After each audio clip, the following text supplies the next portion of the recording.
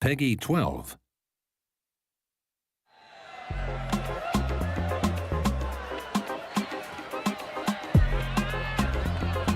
Come on, crank that beat! Yo, party people! Everybody still cooking? Oh yeah, now you got it! Okay, USA!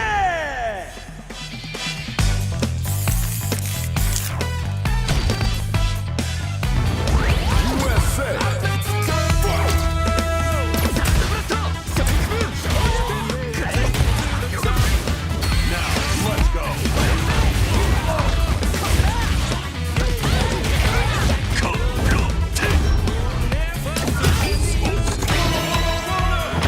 Never give up, never give up. Italy, Come here! France,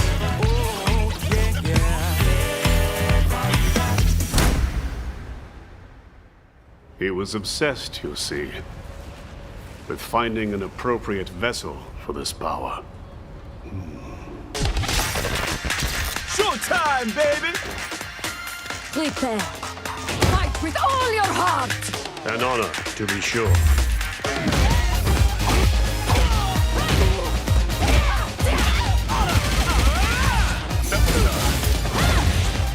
Where are you going?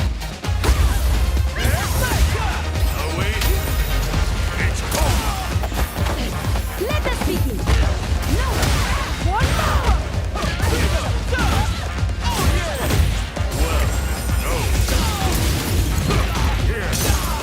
What?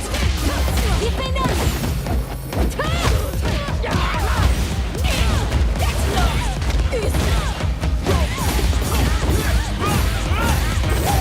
You cretin! Meaningless effort!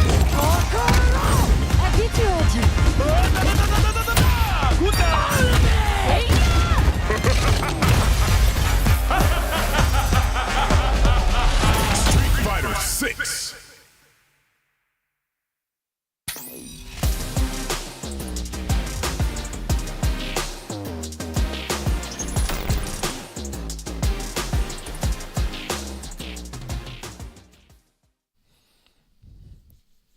All right, everybody, and welcome back to another episode of Sets here on the Tuesday night. It's the Tuesday show, Bison's favorite day, where we have to bring in two minions, two players, whatever you want to call them. We're going to pit them in the ring for a first to 10, get to know more about them, as well as have interviews on both sides of the exhibition, the main event. I'm going to be your host for tonight's show, once against Jammers, and again, you can only find this show on twitch.tv/CatConfires. I'm not alone, because there's stuff to talk about, because we had a great event yesterday on Monday with SFL EU. I got my companions with me. They're here on the side. We're going to get introducing them very shortly, as you can see. They are here, and one of them's got a show and tell. Wow, okay, one of them's wearing a hat. It's Veggie, and Ovaha looks like he's still listening to his gym playlist. He looks like he's having a good time. But Veggie, talk to me how you feeling. You look like Veggie, you look like a superstar that doesn't want to be seen at the supermarket. What's going on? Yeah, I mean, it's like, I can show you my hair if you want. You want me to do that? You can. You just put the hat on. I was like, Yeah. What, you in the studio or something? Oh, there it is. There you It's go. just like, Yeah, he was hiding it. Yeah, he's hiding it. it's kind of like, I don't know what to do right now, so I just like, Okay. hat up, baby. Uncontrollable. Yeah, Yeah, it's kind of uncontrollable. It's a bit It's too like short. Samson, you know? If you cut it, you're gonna get weaker. Yeah, so I rock the hat right now and sometimes the hoodie, but I thought that's been too many times with the hoodie. Time to do the hat this time. So maybe next time it's a mix-up and the hair is back. I don't know. We'll see, I guess. So we still got mad episodes to come. And that's it. It's a surprise. You just have to keep it there. But yeah, so Vaha, talk to me. How you feeling tonight? I'm feeling good, man. These guys are familiar from World Warrior events, Salt Mine League. I'm excited to see an unfamiliar matchup. So, yeah. Okay. Fair play. That's good to see, of course. But yes, ladies and gentlemen, we did allude to it. We actually posted it late last night for you guys to see. But if you don't know, we're going to roll the fight card for you guys so you can check out today's episode. We're going to bring you another unique matchup coming back to our origins.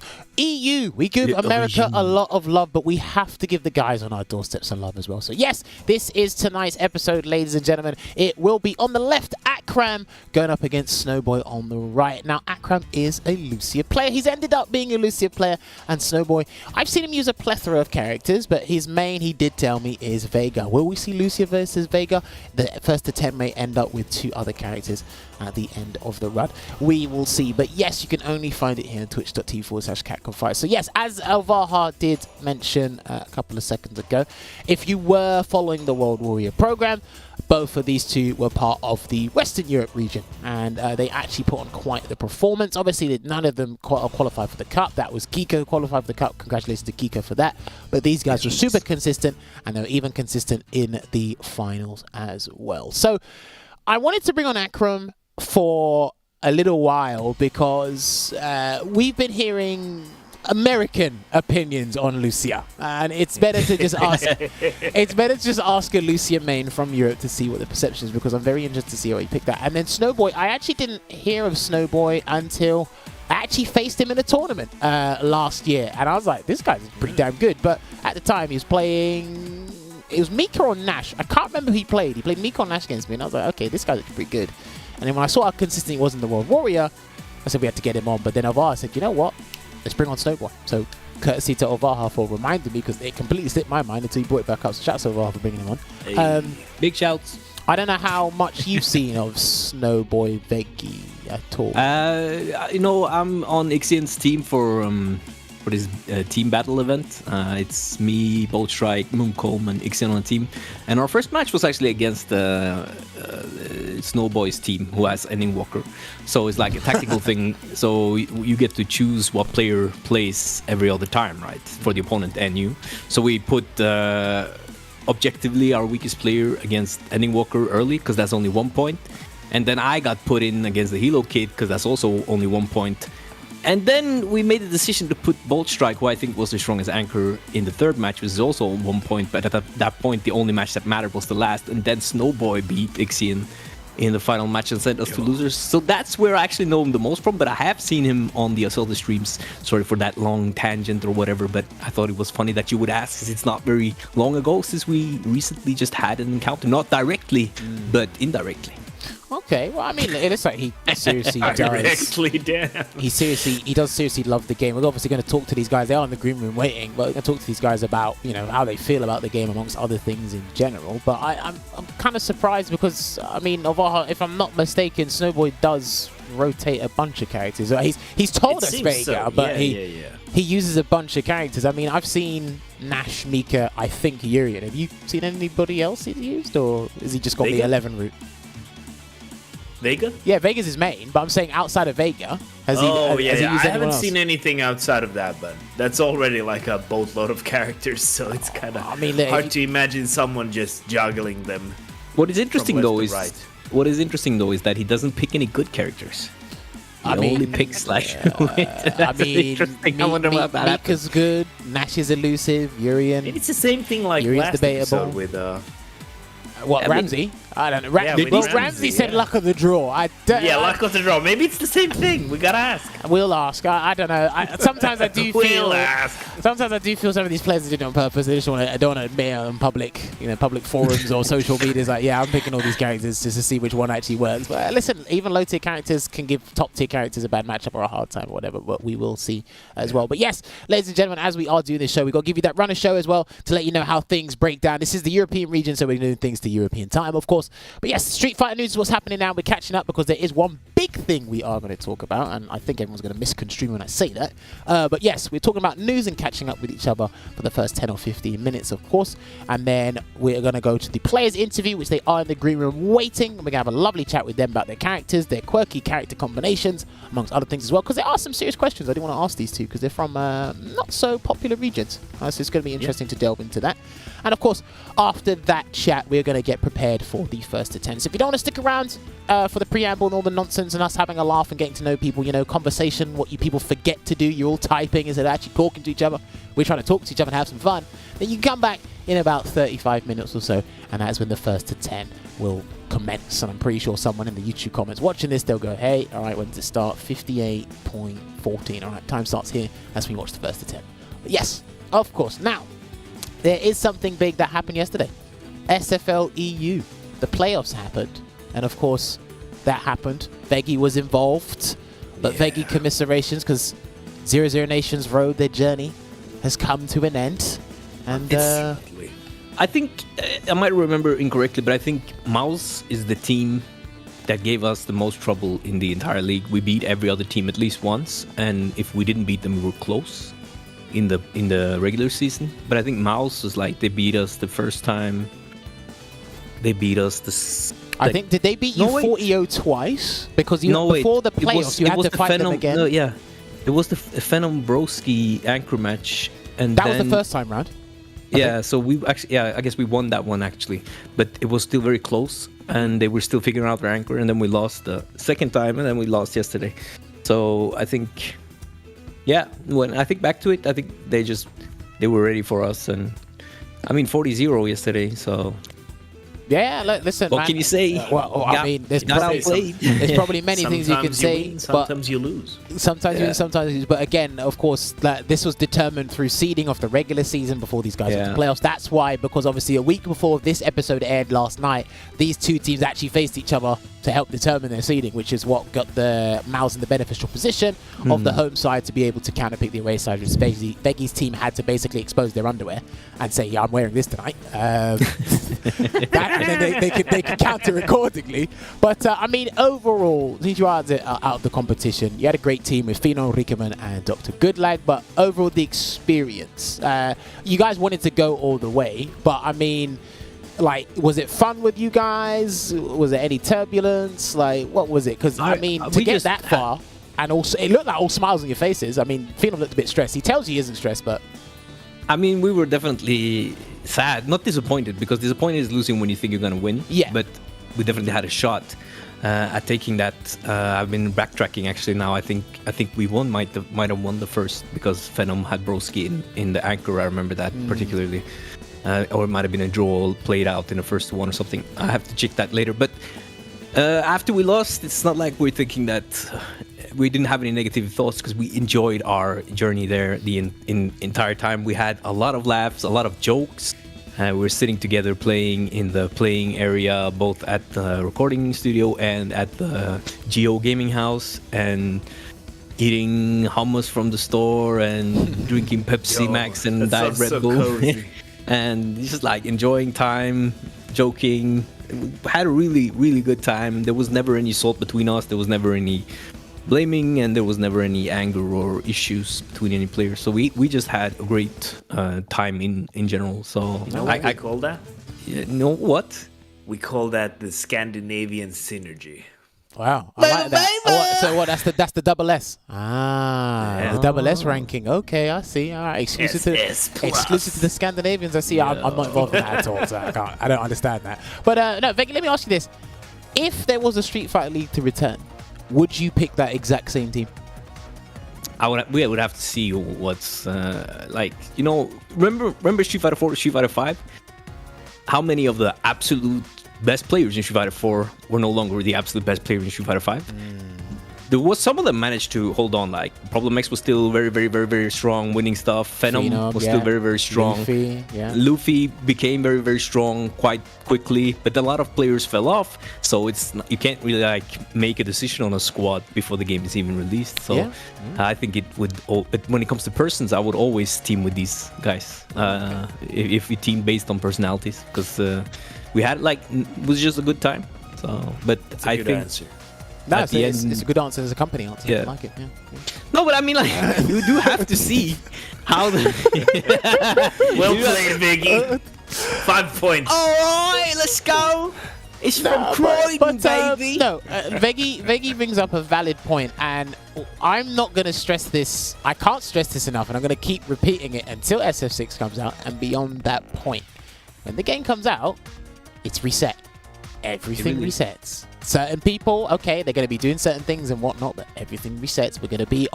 I hope we're going to be on square one, day one, and then move on from there. But like Veggie says, hypothetically speaking, if fingers crossed we do get another SFL to return, if it was a friendship reason and communication reasons, bring the same team back. But we don't know. We don't know if Phenom's going to be great at that game. We don't know if Rickerman's going to find a character and be good at the game. You just don't know at this point. And listen, some people are not going to like the game. I'm just going to put it out there. Some people are just not going to like it. Some people are going to love it. There's going to be new people jumping on the scene.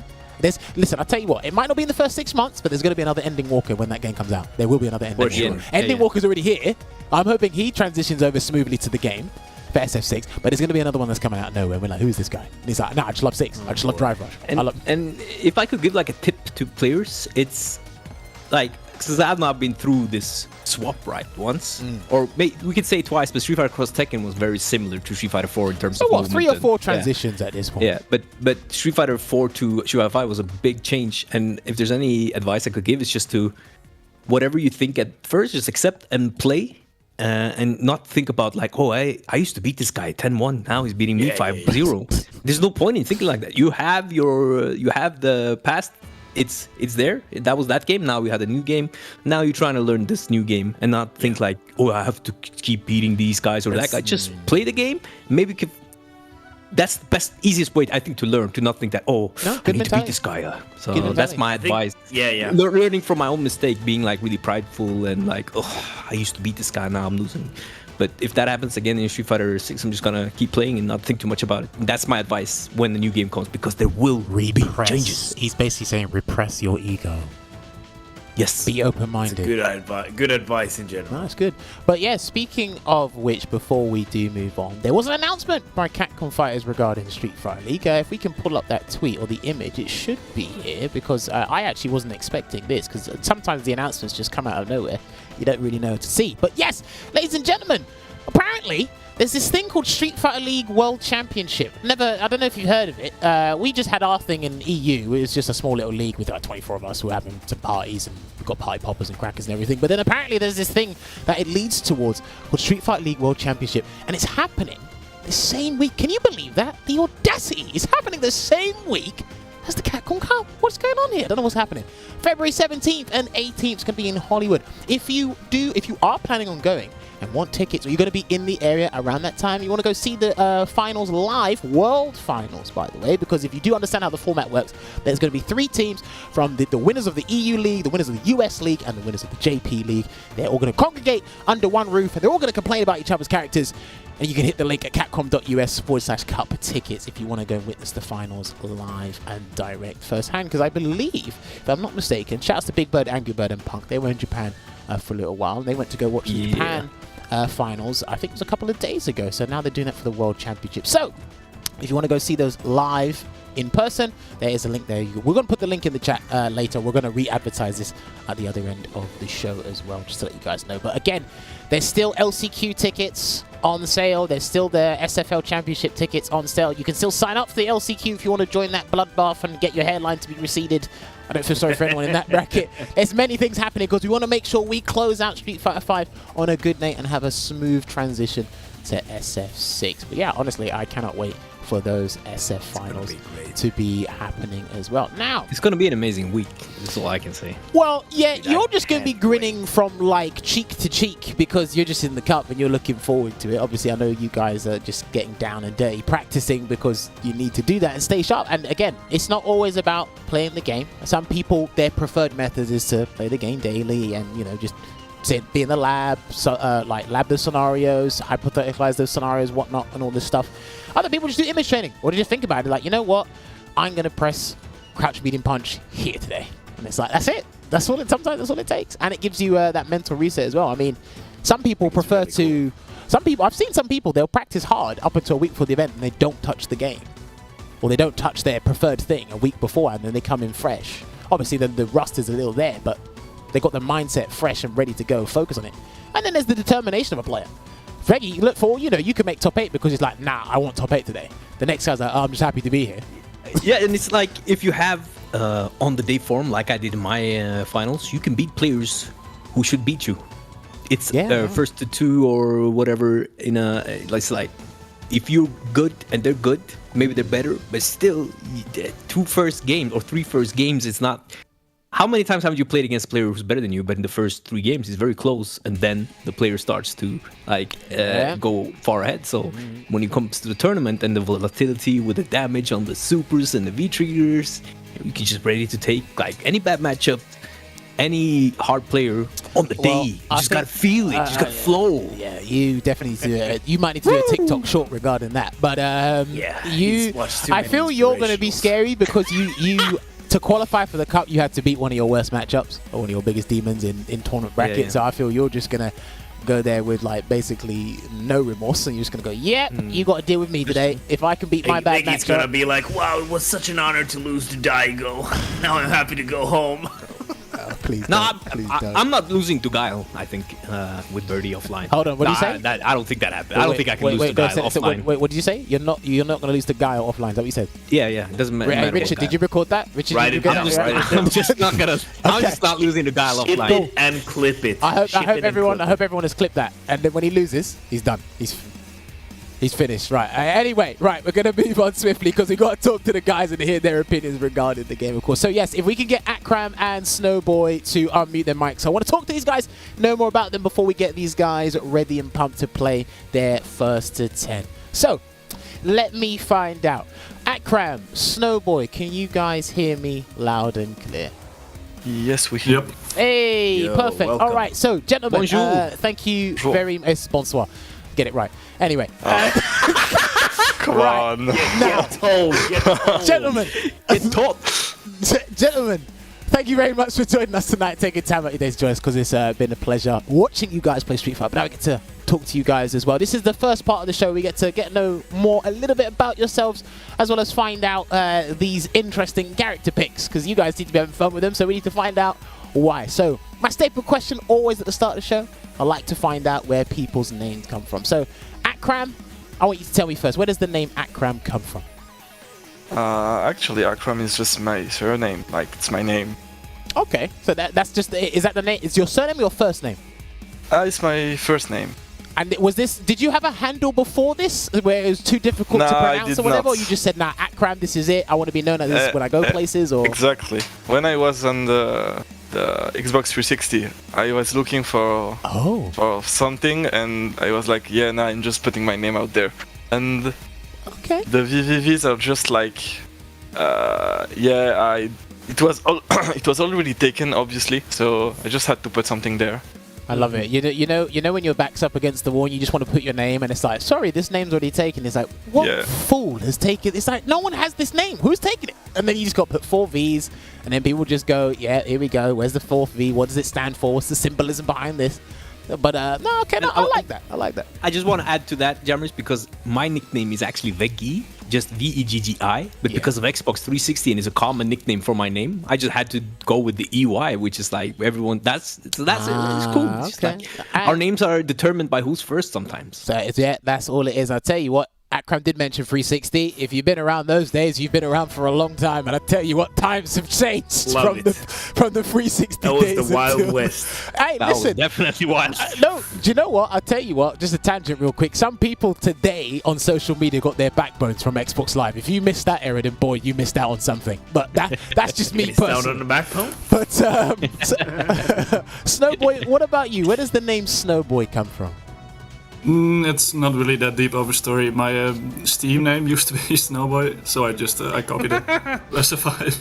No, That's it. listen, that's completely fine. I've had people who've had some really in-depth origin stories to their names. I've had people that said, "Do you know what? I just saw the name of a milk carton in my supermarket," and I said, "That worked." I always like to know, because it just lets us know a little bit more about yourself, because some people aren't great at coming up with extravagant names. Some people said, "You know what? I like this. This is simple. It's got the punchline. We do that." So I like it. If it's your Steam name, you transitioned over to CFN, it makes it all the more easier to find you. That's all it is. And then, of course, Snowboy, I got to ask you, I'm kind of jealous of your picture you sent us with the shades. When did you take this picture?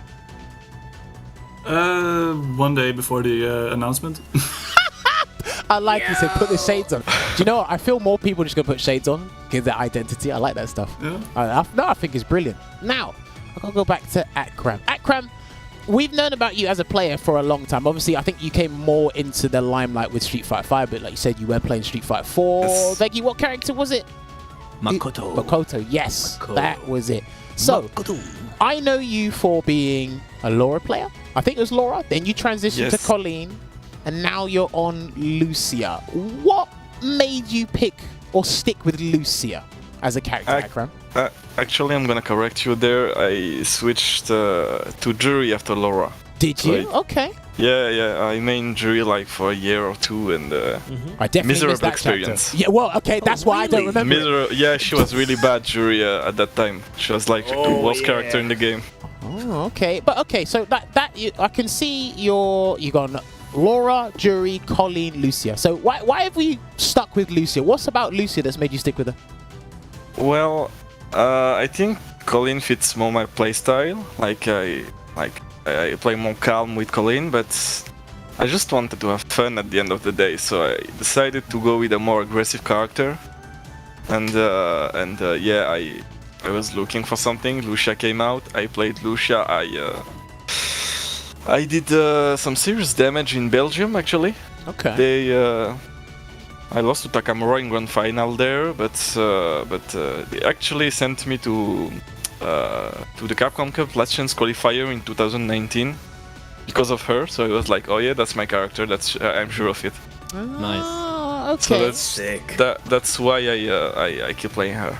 No, well, I've messed around with Lucia. I love her combos. I love how long they are. I like how diverse they are as well. They just feel satisfying to do. Now, like Akram, I don't know about you.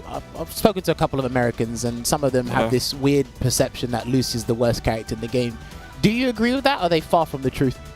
Absolutely not. I think she's a decent character. Like she's mid or high mid, I think. High mid. That's a tall order, Akram. That's a tall order. Yeah. Great compliment. Actually, I don't know who's between her and Colleen is better. Like, I can't really know. Like, honestly. Okay. Well, go on. Continue. Go on. Yeah, since like Lucia does a lot of damage and she has some great. Yeah, there is some great stuff about her. And Colleen got really nerfed bad. Like, I don't know if people know this or understand this, but what Kawano did was insane. Like, winning Evo with Colleen, to me, I don't understand how he did it. Like, it was so sick. I don't know. Well, I mean, I think that's just paying homage to how well he's developed an understanding for the game and how well he knows the competition around him. Because I remember back when he first started coming on the scene, he was just a gold rank that popped into Daigo's stream. And then he just comes out and wins Evo. But yes, as you said, just to reiterate his point is like, okay, what he did, because Akram, you've seen it and you know as well, because from first-hand experiences playing Colleen, everyone ripped that character off. Everybody did. When Kawano said this character's done, everyone was like, okay, well, if he's not playing her, no one's playing her. And then he just comes out and just wins out of nowhere. That was brilliant. That was a great tactic to sell us on thinking this character is done when you just go and win Evo. Sorry. But no, that was great. That was great to see. Now, but I'm on Akram's side when it comes to Colleen. I think like she was touched so hard in that patch, and like how without the damage, I don't see how she can keep up with like Fireball characters like Ryu, Sagat. It just looks impossible. But I mean, who knows? Well, I'm just saying I'm on Akram's side with this. No, I'm not disagreeing with you. Like Akram, if we are talking about Colleen quickly, is there anything right now that you feel? What's the best thing about Colleen right now? Is there anything that's good about her right now? Yes. Of course, like her neutral without the V-trigger did not get hit that much, so. She's still great on the ground against Futsi character. Against Futsi's character, like she's still one of the best character in the game. So there is still like you can still play her. There's no problem on that end. But yeah. Well, okay. Now ask me about the stuff that's bad. I could because I know they obviously they changed up V-Trigger 2 again. They toned down the damage on EX Parabellum. I can't remember. They did something else that was pretty significant Crouching as well. Fierce, right? Was it Crouching Yes. Fierce? Okay, so that's big. Yeah. I mean, what is it? Did they tone her down to the point where she just cannot fight the current meta characters, Luke, Dalsim, Poison, Ed, Balrog, etc.? Or is it just like, no, this character's time in the limelight is done? Have they just completely erased her? Is that what you think? It's none of those things, I think. Like, she still can fight. Like, she still does very well against many characters. But it's like, it's just so hard playing her. It's so tough. Like, when you play Colleen, you do no damage. You do absolutely no damage. So you have to basically dominate your opponent. You cannot just win normally. Like you cannot just do crush medium kick and win from there. You can't really. There is nothing you can really do to Scare the opponent? Nah, to just Make them respect. win. Yeah, exactly. You can't really make them respect you, and you can't win without playing really well. That's the problem, I think. So I mean, when I could say that for a number of characters, but yeah, but that's not exactly the case. Like you can still rely on the V-trigger with Luke, for example, okay. or some other characters. Okay, Even Lucia. Oh yeah, Yeah, I no, wanted Lucy. to I've seen some of your combos. There's some combos you do with Lucy. I didn't even know that was possible. So I actually wanted to ask you, Akram, about Colleen's V-Trigger 2. Do you think it's like strong anymore, or like how would you compare? Like, is it like in the top 10 or something? Would you say, or do you think it's like a mid-tier V-Trigger now? Are you like saying that you're not capable of doing like a comeback with Colleen's V-Trigger right now?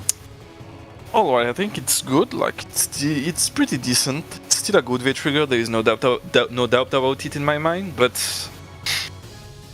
the thing is with this V-trigger is like it goes very fast. Like you have like 2 confirms and then it's over basically. 2 crush medium kick confirms or stuff like that. And the other thing, it's not the V-trigger itself that's really strong, it's the activation with the standing light kick. Yes. So that's the greatest thing about these V-triggers, is since you can't do it with V-trigger 1. If you could do stand light kick into V-trigger 1, I think V-trigger 1 would see a lot more plays from great players like Awano. Okay. Why from stand light kick? Because that's a 5 frame that goes really far, and it's a pretty good normal in general. And you cannot do a V-trigger activation from there if you play V-trigger 1. Yeah. Okay, I just personally never seen a Colleen activate from stand. Kawano No, I does have. it No, all the Kawano time. does it. He done it at Evo as well. does? No, he has done Yeah, it. he I've does seen it all it. the time. It's actually really good because it's one of those things where he can get the medium. He can get a medium punch afterwards and then cancel it. Right. So Yes. he gets something big. Ah. And well, listen, we've been talking about light confirms from characters now as part of the meta for a little while now. So Colleen doing that, yeah, it's legit. I can see where Akram's coming from. Yeah. But yes, I believe you. I just didn't know myself. But yes, I don't want to leave Snowboy out of this conversation. Snowboy, you need to talk to me about your character choices. I've seen you play Vega, that's your main. I've seen you play Nash, Mika, Urian. Like, do you just like these characters, explosive characters, or is there something about these particular ones that you like? You know, because I know Vega, I have different opinions of him. But first of all, what's your opinion on Vega? And then secondly, why are those other pocket characters part of your roster to back up Vega? I think Vega is pretty strong right now. He for sure has some bad matchup, like versus Balrog, Dalsim, Ed. Those are definitely tough. And I just like having the secondaries for those matchups. Okay, so your character pick was mainly just to you like Vega, and it's like, right, are you picking these characters to cover all aspects of the bad matchup? So Mika for Dalsim, maybe Mika for Boxer as well. And then I've seen you play a bit of Nash too. Is just Nash out of fun, or is that a counter pick too? Nah, it's player dependent too sometimes. Like if I think Nash or Vega does better versus some player who play like the same character, I would pick Vega or Nash. Okay. Now another thing I wanted to ask as well is, before Street Fighter V, did you have much of a competitive gaming background, or did you take like competitive gaming or PvP stuff really seriously through Street Fighter V? No, I entered my first tournament for Street Fighter V in January 2022, so not long at all. Wow. Wait, really? so you Nice. got really good in less than a year? Yeah, basically. Wow. Okay, what is it that made you want to get good at Street Fighter V? I'm curious. By losing in tournament very bad the first couple times. Okay, I actually want to ask you, like, for a lot of people, losing in these kinds of games, especially when you're new, it's really demoralizing. So I just want to ask you, like, what made you stick around? Because a lot of people don't stick around. Did you have like a good support group? Did you have a good community, or is it something else? Yeah, I play a lot with the same guys. Ending Walker, the high look at Eddie Ban, a couple other players. Just having those guys around really helps to get better. Wow. Okay. No, because you know what? In the span of a year, your first tournament was 2022, and then what? You basically were in the running to qualify for the cup. You do understand how much of a big deal that is, right? That's a very big deal. That's actually Not many crazy. people can do that in the span of 12 months. So I do have to commend you there, because again, it was I didn't really know much about you until the World Warrior, and it's like, okay, super consistent. I'm like, hold on, he played Vega one day, he picked Nash. What happened? Did he want a projectile or something? And then he picked Urian. Is that what? What's going on? That's crazy. But okay, in your personal opinion, right? Because you do think Vega's kind of strong. Don't tell it to Bolt Strike, because Bolt Strike's just going to lie to you. Bolt Strike's going to lie to you. What are Vega's best matchups in your opinion, Snowboy? Let me get the list. Okay, I go on. Okay. No, I like this. I like this. I love it. He beats Abigail really badly, like Yep. 7-3 in my opinion. I can see that, yep. Gil, Urian are both really good. Oh. Okay. Saku, I think, is pretty decent. Zeku. Yeah. Wait, you got to talk to me about this one. Why do you think Vega gives Zeku a run for his money? V-skill 1 is really good versus alt Saku. And the neutral is better for Vega when he's in young. in my opinion. Okay. No, it's a matchup I just barely see at all. So when you said Zeku, I'm just like, hold on a minute. What? Vega, Zeku? Yeah, That makes sense. it's kind of rare. Wow. Yeah. Okay, now that's interesting. Now, That's really interesting. let me just quickly go over to Akram, because I've just remembered this as well. Akram, what are Lucia's best matchups? Does she have any? That's a great question. Oh my god. No, Akram, the only reason I'm asking you this is because when I was learning Lucia for a little while, I was playing, I Yes. said, this character's decent, but I don't know if she beats anybody. You're a specialist. Yes. I have to ask you, does she beat anybody? Yes, she does. She does beat a few characters actually, but like Snoboi say, let me get that list. Oh.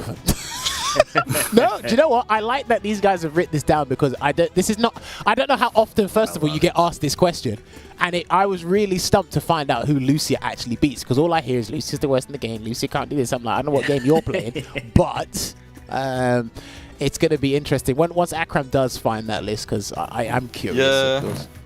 Yeah, wait, one quick second. But sure. the one thing that you guys have to know about Lucia, there's a lot of 5-5s. Like, there's a lot of them. Okay. Okay. That's fine. Look, 5-5 to me just means you have to come in with a game plan. You can't just walk all over Yeah. your opponent. I mean, some people have that luxury of doing that, but if it's a 5-5, it just means you have to come in with a game plan. Doesn't mean you It's lose. pretty good, actually. Yeah. Obviously, I think for the player, they don't want all those 5-5s. Like, God damn it, I've got to think of plan A, then plan X, and plan Y, and it's like, yeah. That's true, but yeah, sorry, Akram, go on. Yeah. So she beats Blanca really bad. Does she? Yeah, Tell me she the does. secret. I'm losing to blank all the time. Tell me the secret. He can't do Blanca ball at all. Like, Yeah, he I cannot figured. do it. He The cannot run. do it. Like, he cannot do it. So he has to jump and dash and Okay. do crush heavy punch. And crouching heavy punch is like with punishable with sweep. So yeah, it's fine. Like, there is no really, there's not a problem in this matchup. Like, Okay. So if you lose, it's really your fault. okay, then- I'll keep that in mind. She beats Zangief, I think. You reckon? Yeah, of course she beats Zangief. I'm sorry. Then she beats Alex, I think, because her counter pokes are like really good against him. Oh, you mean Like- like the crouching medium punch buffer into the kicks? Yes, exactly. And maybe low forward? Or... Nah, just crushing medium punch. It does the job pretty well. And yeah, he's kind of struggle to anti-air the jumping heavy kick.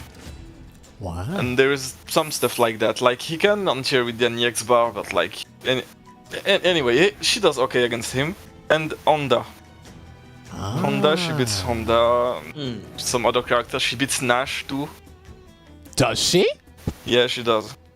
Or You can ask Snowboy. You can ask Snowboy. Or is he just trying to make sure that Snowboy does not pick Nash? No, he can pick Nash if he wants. Early mix-up. We see you. Snowboy, your opinion. Give me your opinion, please. Does Lucia beat Nash? Yeah, 6-4. Wow. Man, all the I characters wouldn't go are- that far, but yeah, she beats Nash. Hey, listen. all the characters that have difficulty with playing as poison, I might just pick a Lucia and then try and win. Let me find out. I wanted to ask one more question specifically about Lucia from Akram.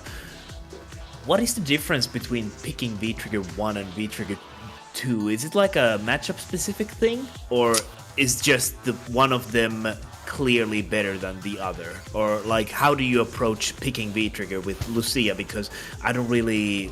Well, I mean, V-Trigger 2 understand overall, them as it got much. buffed, so it's overall universally a better pick, at least from what I've seen from like the likes of Gamer B, when Yeah. Shine's playing, there's, what's the Japanese Yeah, player? Igo as well, so... Jammers is right. Like V-Trigger 2 got buffed, and it's the best V-Trigger she has right now. There is no question about it. But V-Trigger 1 does a lot more damage, like a lot more. You like you get hit one time at the right range, you die, you explode. Like there is no in between. So when I pick V-Trigger 1, it's like just to surprise my opponent. Like, hey, there's the V-Trigger 1. If you get hit, you're gonna die. That's basically it. And Okay. if they do not get hit, I'm just switching to V-Trigger 2. There is no real like the thought process is not really what matters here. Like. Okay. But I've seen with Lucia V-Trigger 2 that you do like 30% of one hit with a V-skill, run, EX, upper, rescrew. I don't know what you're doing. No, but the whole, you're doing the something. whole point. No, Doing something, and it's like 30% at least. Literally, the whole point of V-Trigger 2 is to activate from the corner and take it to the other corner. That's it. It's to put them in the corner. Yeah, but the And damage is so good. You know, but listen, everyone's damage is good in the right situation, right? I mean, this is the right situation a lot, though. He's right. Vig is right too. The damage is really good with V-Trigger 2. Now imagine. Can you imagine that V-Trigger 1 does a lot more? Like, it does a lot more. I'm not joking. Like you get hit, you I love explode. this There guy. is nothing. I love man. this guy. Well, I mean, let me ask this before I go Guys. back to Snowboy with the other question, because we are running out of Yes. time. Is there any matchup where you will just deliberately pick number 1 because you feel like doing more damage against that character, or is it just like just V-Trigger 2 the whole way, Akram?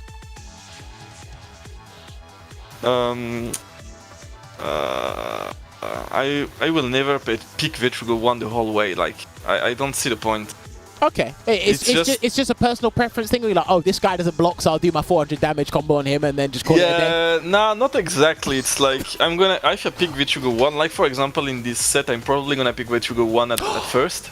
Ooh. He's revealed the secret. So Spoiler alert. yeah, I'm sorry, guys. I should have spoiled you. The greatest mix-up is if he doesn't. I would love that.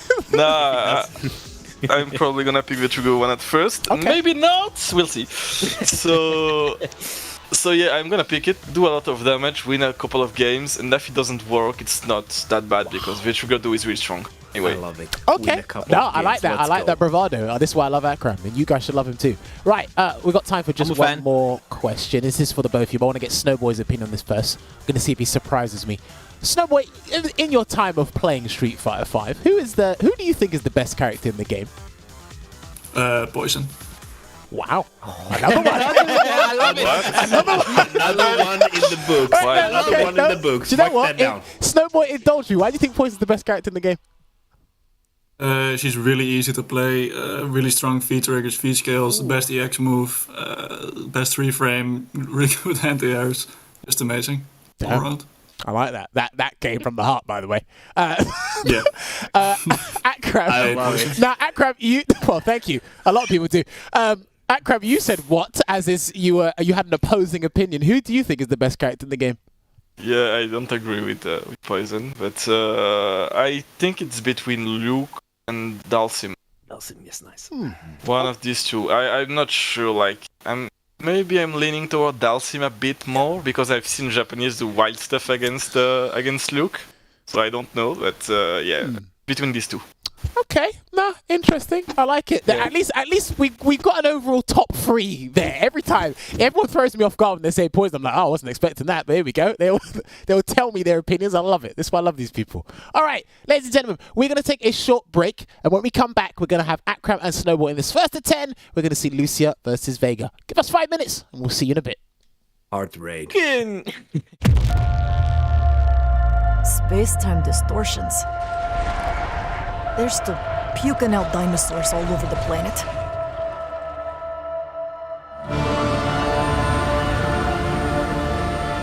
So, Bikitoa Island's been sealed up for 3 years, and Ibius won't own up to Leviathan's malfunction? Can you address the reports of exofighter patrols on the island? Reports of exofighter patrols are simply untrue. IBS is committing all possible resources to the investigation. Exercise results logged. Sunsetting temporal instance. Come on back. Drinks all we need. There are hundreds of exofighters running around out there. Everyone's armed, and nobody knows what'll happen next. 1 minute, they could be helping you. The next minute, they're shooting you in the back.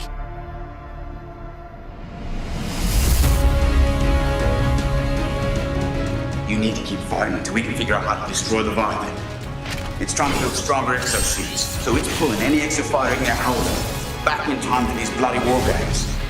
Like it or not, the exosuits keep it alive out there. But the more we use it, the more it helps Leviathan.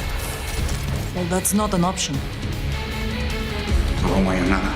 Valued team members, prepare for dimensional integration in 10 minutes. You stay alive, man. Only you.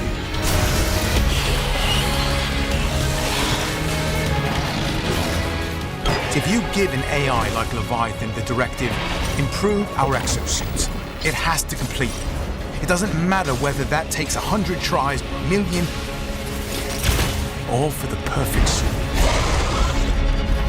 More than that. But at least do me the courtesy of looking me in the face whilst you do it.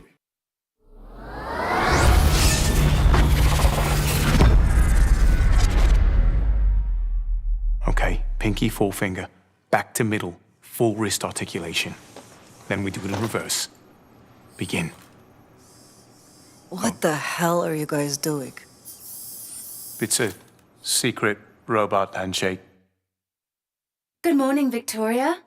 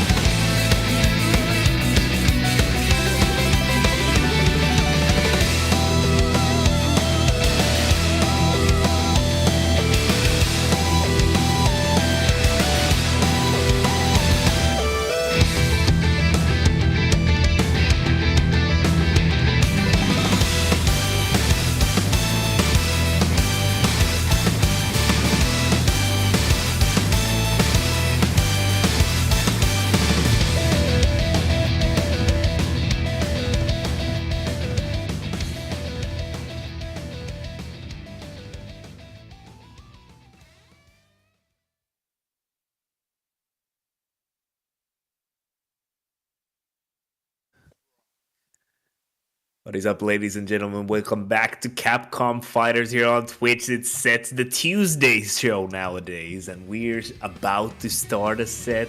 It's gonna feature Akram and Snoboi. I think my camera liked it for a moment. I was frozen in time for a moment. Frozen in time, indeed. But you know why I like this matchup card specifically? Is because people will get to see the amount of damage that Lucia dishes out, and you know she has buttons. I think she has buttons that can contest Claw, and I'm interested to see how that works out. Snoboi only playing for a year. That was like, I didn't even realize at first when it said 2022 because we're in 2023. So I was like, okay, 2 years, but bro, he has just played for a year and he was in the EU West top 8. That is absolutely ridiculous. So I think we're in for a treat right now. Yeah, I think it's proof or it's testimony to, I think, people's determination, because he said, well, look, I just kept losing and wanted to get better, and it's just one of those things like, where... I also want to interject there for a moment. I think it's also a case of surrounding yourself with the right people, because even if you're as stubborn as a mule, like, you will never get where you want to be if you're not with the right people, in my opinion. Yes, I think surrounding yourself with the right people or getting that words of encouragement is correct as well. Obviously, he must have been talking to these guys right at the beginning when he started entering the tournaments as well, and then obviously having that real quick development because Ending Walker was still in the process of getting as good as he is today as well. Yeah. Hilo Kid was playing with Ending Walker too, so he saw that progression, and then just to kind of be one of the most dominant forces in EU West is nothing shy of amazing. Now, if we can get the guys in the back to get the guys ready in the lobby, so we can get the first of 10 started. Yeah, okay, so they're just getting ready. I'll let these guys know because we can get this set underway. Let's see, you guys can start. There you go, because they might have not got their cue. Let's go. But yeah, just echoing what Veggie said as well. We'll see what buttons Lucia is going to counter Vega's moves with. Standard medium punch preferably. Maybe crouch medium punch, Buster Claw as well. I wonder if they got punished for that. That'll be interesting to see if Akram got punished for that. There also is the case of, is Akram going to jump in? How is Snoboi going to anti-air? I mean, what V-trigger is Snoboi going to pick? Is he going to be V-trigger 1 to escape the corner? Or is he going to be, depending on Akram's style, is he going to go for Allegrius and decide to counter a lot of things? So we'll see. We'll see. You know, I just realized... He started when Luke was kind of new. Imagine if he started the game with Luke. That would have been very ironic. Well, that would have been very funny. That would have been. Imagine, because now he thinks Claw is good, but we all know Claw is strong but has flaws, right? And imagine him learning the game with the best character. I hope that's something he might consider in Street Fighter 6. You said best character, not Dawson? Hello? Best character. Am I hearing Am I hearing things right? You got him. I mean, all that propaganda. All that propaganda is just starting. You know how media works. They say the same thing all day, and it's like you just forget the truth. That's called gaslighting. That's called gaslighting. Yeah, I'm gaslighted by media. What can I say? Twitter is all about that. Loop number 1. All right, let me see how this goes. Speed running right now, though. So Akram stuck to his guns. He's going to stick with Burning Fight, V-Trigger 1 for a couple of games. Let's see what it is. Going to put him in the corner with that target combo. She has a side control finisher. Yeah, she has the same as Cody. You know, I always respect people who are ready to consistently anti-air with air through when they're still looking for stuff on the ground. That's a tough thing to do. All right, let me see what happens here. If he gets the low forward here, Akram, that's going to be a lot of damage. He's going to be looking for that full conversion into the fire spinner and get the firecracker on board. No anti-air. Wow. Landed with that medium. Oh, that's the chip out. That's going to work, yeah. I just want to say, like, one of my favorite things to watch when I'm looking at Vega players play is how they use the Aurora spin edge, specifically the medium version, because it's almost like bullfighting, because they're keeping and gauging the distance with that move. I think it's really interesting. Poke away, stuns racking up. He's going to use Matador turn as well. That could have been punished there, but it could have been punished in the sweep. Lucy's got one of the fastest sweeps in the game, so could be reversal. And I'm pretty sure she can crouch medium punch punish that from quite the distance. That button is fast and reaches long. But Akram with the corner control right now. How is he going to fight out of the corner, Snowboy? That throw range always gets me, yeah. That throw is really good, especially against larger characters. Like, she has kind of a throw loop against larger characters because she doesn't need to move as much. Speaking of, that was a fake dash into the command grab. It was a fake dash, I believe. He is like -3 or 2 that situation there, but you're worried about the stand hard punch cancel and then taking that damage. So Snoboi took that, identified that he could take a risk there in the game one just to set precedence and take it there. That's interesting. I like how they were spending their meter and just setting the pace. That's good again.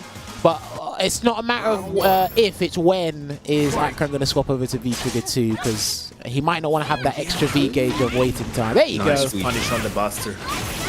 Oh, and that conversion after and straight into the corner, and that looked, that wanted the frame trap, was no cancel. Yeah, no cancel. Unfortunate for him. Surprised with dash. I like when claw players just realize that they can control the match with the standing medium punch, and then Lance finds the jump in. This is really rough with Akram right now. Walks away again. He can do that. Vega's one of those characters has that luxury. Lucia can actually do it as well. You're looking at some of the characters with the best walk speed forward and backwards in the game, by the way. I think he has the best walk speed forward. No, he does, but I'm saying Lucia can actually chase him down as well, because Lucia's got good forward walk speed and she's got decent backwards walk speed as well. It's not as good as, say, Sakura and Vega. They are the two best, I believe, but Lucia's not that far behind them. Yeah. Was that an attempted heavy spin for the anti-air? I don't think so. So it's just another throw, though. Using that crouch beating kick and kick to keep. Snowboy locked in the corner. I'm going to note that down and ask him, because Lucia is very good at... Her screen carry is fantastic, one of the best you'll see in the game. I wonder if he's got that V-Trigger 1 there just to get out. He won't play with the V-Trigger for damage, he just wants to get out the corner and then play with the real estate behind him. That's a good strategy there, if that is what Snowboy is doing. I'm pretty sure he, is ready to, But he's buffering. Keep up on the V trigger to get out of the corner. He's buffering the slice edge. If he whiffs the throw, he might be dead. Oh! No, no. Oh no, he's gonna get. But you know who's dead? He's dead. Yeah, he that combo was not finished, by the way. There was definitely more. There was definitely more at that table.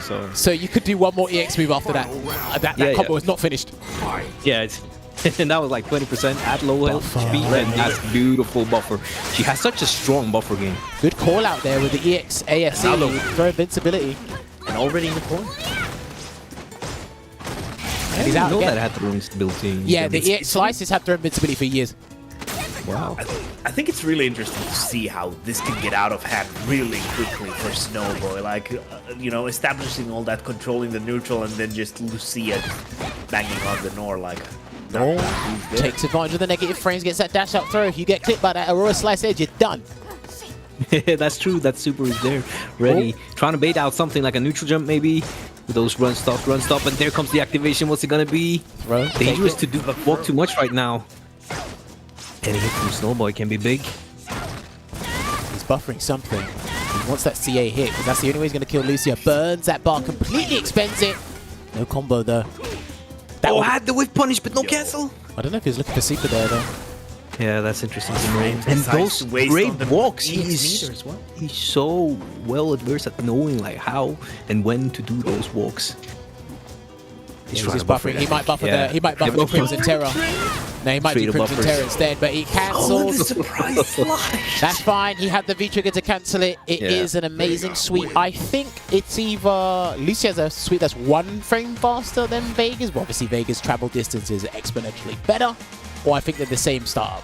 It could be that. But so far, wow, I've learned too much in these 2 games that's been played. Too much data. Yeah, Something for Akram to look for is definitely those escape V-trigger activations that will come from Snowboy to slow down when the activation is there and Chloe is cornered. So that's something I want to see him adapt into his game plan. Nice pick up. Nice pick up with the tap kick and the conversion into Tornado Spinner into the strike throw game in the corner. Good wake up buttons. He's out. Now he's out. Scot-free. Oh, the instant, I love it. The instant back throw and gets the slide with the fireball. Do you know what? If he did the light or the medium fireball, the sweep would have worked. The sweep would have worked. Would have gone over. Yeah, that was great awareness from Akram. Just putting it on the ground surface. Okay, good round there. Activated the V-Trigger 1, got the damage he needed. It's not as explosive as we're saying it is. You'll see one combo eventually, but big damage. That's gonna be big. Oh, he decides to actually making the most out of Vegas damage, even though he's not known for like a lot of damage. I thought he would have opted for stun, but he didn't. But there it is. Because he can just start building, you know, for that next round. He has a round to catch up with. So I like when you use the super early when you are not on the deciding round, because you need to catch up kind of. And you build some bar for the next round. The opponent's probably going to have super if he loses that round. And that was Nice. like such a clear-cut situation where you just want to maximize everything because it was like... Punish. He could have got a much better punish there, Akram, but I don't think he was thinking about it. Could have taken Snowball straight to the corner there. Shimmy again. Oh, drops the combo. Take it away. Nice whiff punish. That was beautiful, actually. But that cannot be easy to do with the standing heavy punch over that stand medium punch. He is whip punishing, but it has to be, like, the aim has to be to get those knockdowns or straight to the corner, because he done stand fierce to V skill instead of the tackle to get the full conversion. I love it. He uses that move just to get some more space out of the corner, but he's put back into it now. Akram tries to delay. Snowboi just chilling, waiting maybe for that slide out. Great corner. No jump, Akram is more looking for it now. He's more ready for that right now. Oh, there it is. Now it's a mind game. It's a mind game. He tried to steal. Yeah, getting greedy. Worked out though. Akram didn't convert. He tried to steal frames. That's called being a frame goblin. I love it, man. Well, using that. Right, is he going to try and do Cyclone Spinner and activate? He wanted that to go first for his guaranteed. Yeah, there it is. I love the chase down on the V-trigger. I also really like how he kind of like walked into the rain to be dash buffered up and do another to one. punish it, Gonna but leave what's it? it gonna be? Yeah. Nice patience from Akram. No DP, no nothing. But only has 15 seconds. Has to make something happen. Well, I mean, if he doesn't jump, I don't think he's won. No, he spent all the away. Trying to chip away, yeah. Yes, the carry, but did not believe in the conversion. That was supposed to be Hurricane Spinner. That was DP. That was 100% DP. That was DP. That was 100%. Oh man, that sucks. That sucks. That's really hard to sometimes, like, because the angle depends on when Vega decides to wall jump. It's really hard to see if it's gonna be a cross cut or when do you need to DP. Like, the motions can get really confusing, and that's when you can actually drop stuff like that, which is really unfortunate. Yeah, and here comes the V-trigger change. Sorry, that is true. I think there's what you might want to know. Well, you have to remember as well. Lucia's light Hurricane Spinner it's just a straight vertical reversal, so it can cover both sides. But I'm pretty sure, like Avahami was saying, I think he was looking for the DP and it just didn't come out. Reverse it, but the motion didn't come out, basically. That's what I'm speculating anyway. No, because I that's happened to me as well. Yeah, 9 times out of 10, I'm pretty sure that's safe to say. But yeah, no, amazing start, strong start here from Snowboi so far. Playing the Really matchup strong. correctly as well. Trying to work with so much space in the mid-range and doesn't want to be in the corner for too long. I've noticed he doesn't tech a lot, but again, Lucid to get her damage, she's going to have to hit you with that staggered stand medium punch, get the counter hit confirmed and whatnot. When Akram does put him in the corner, like, okay, by the time he's in the corner, Snowboi's got the V-trigger to get out, and he has to kind of wait a bit because he's trying to get the big damage. But I like how resilient Snowboi is on defense at this point in time. Let's see if the V-trigger does make the big difference.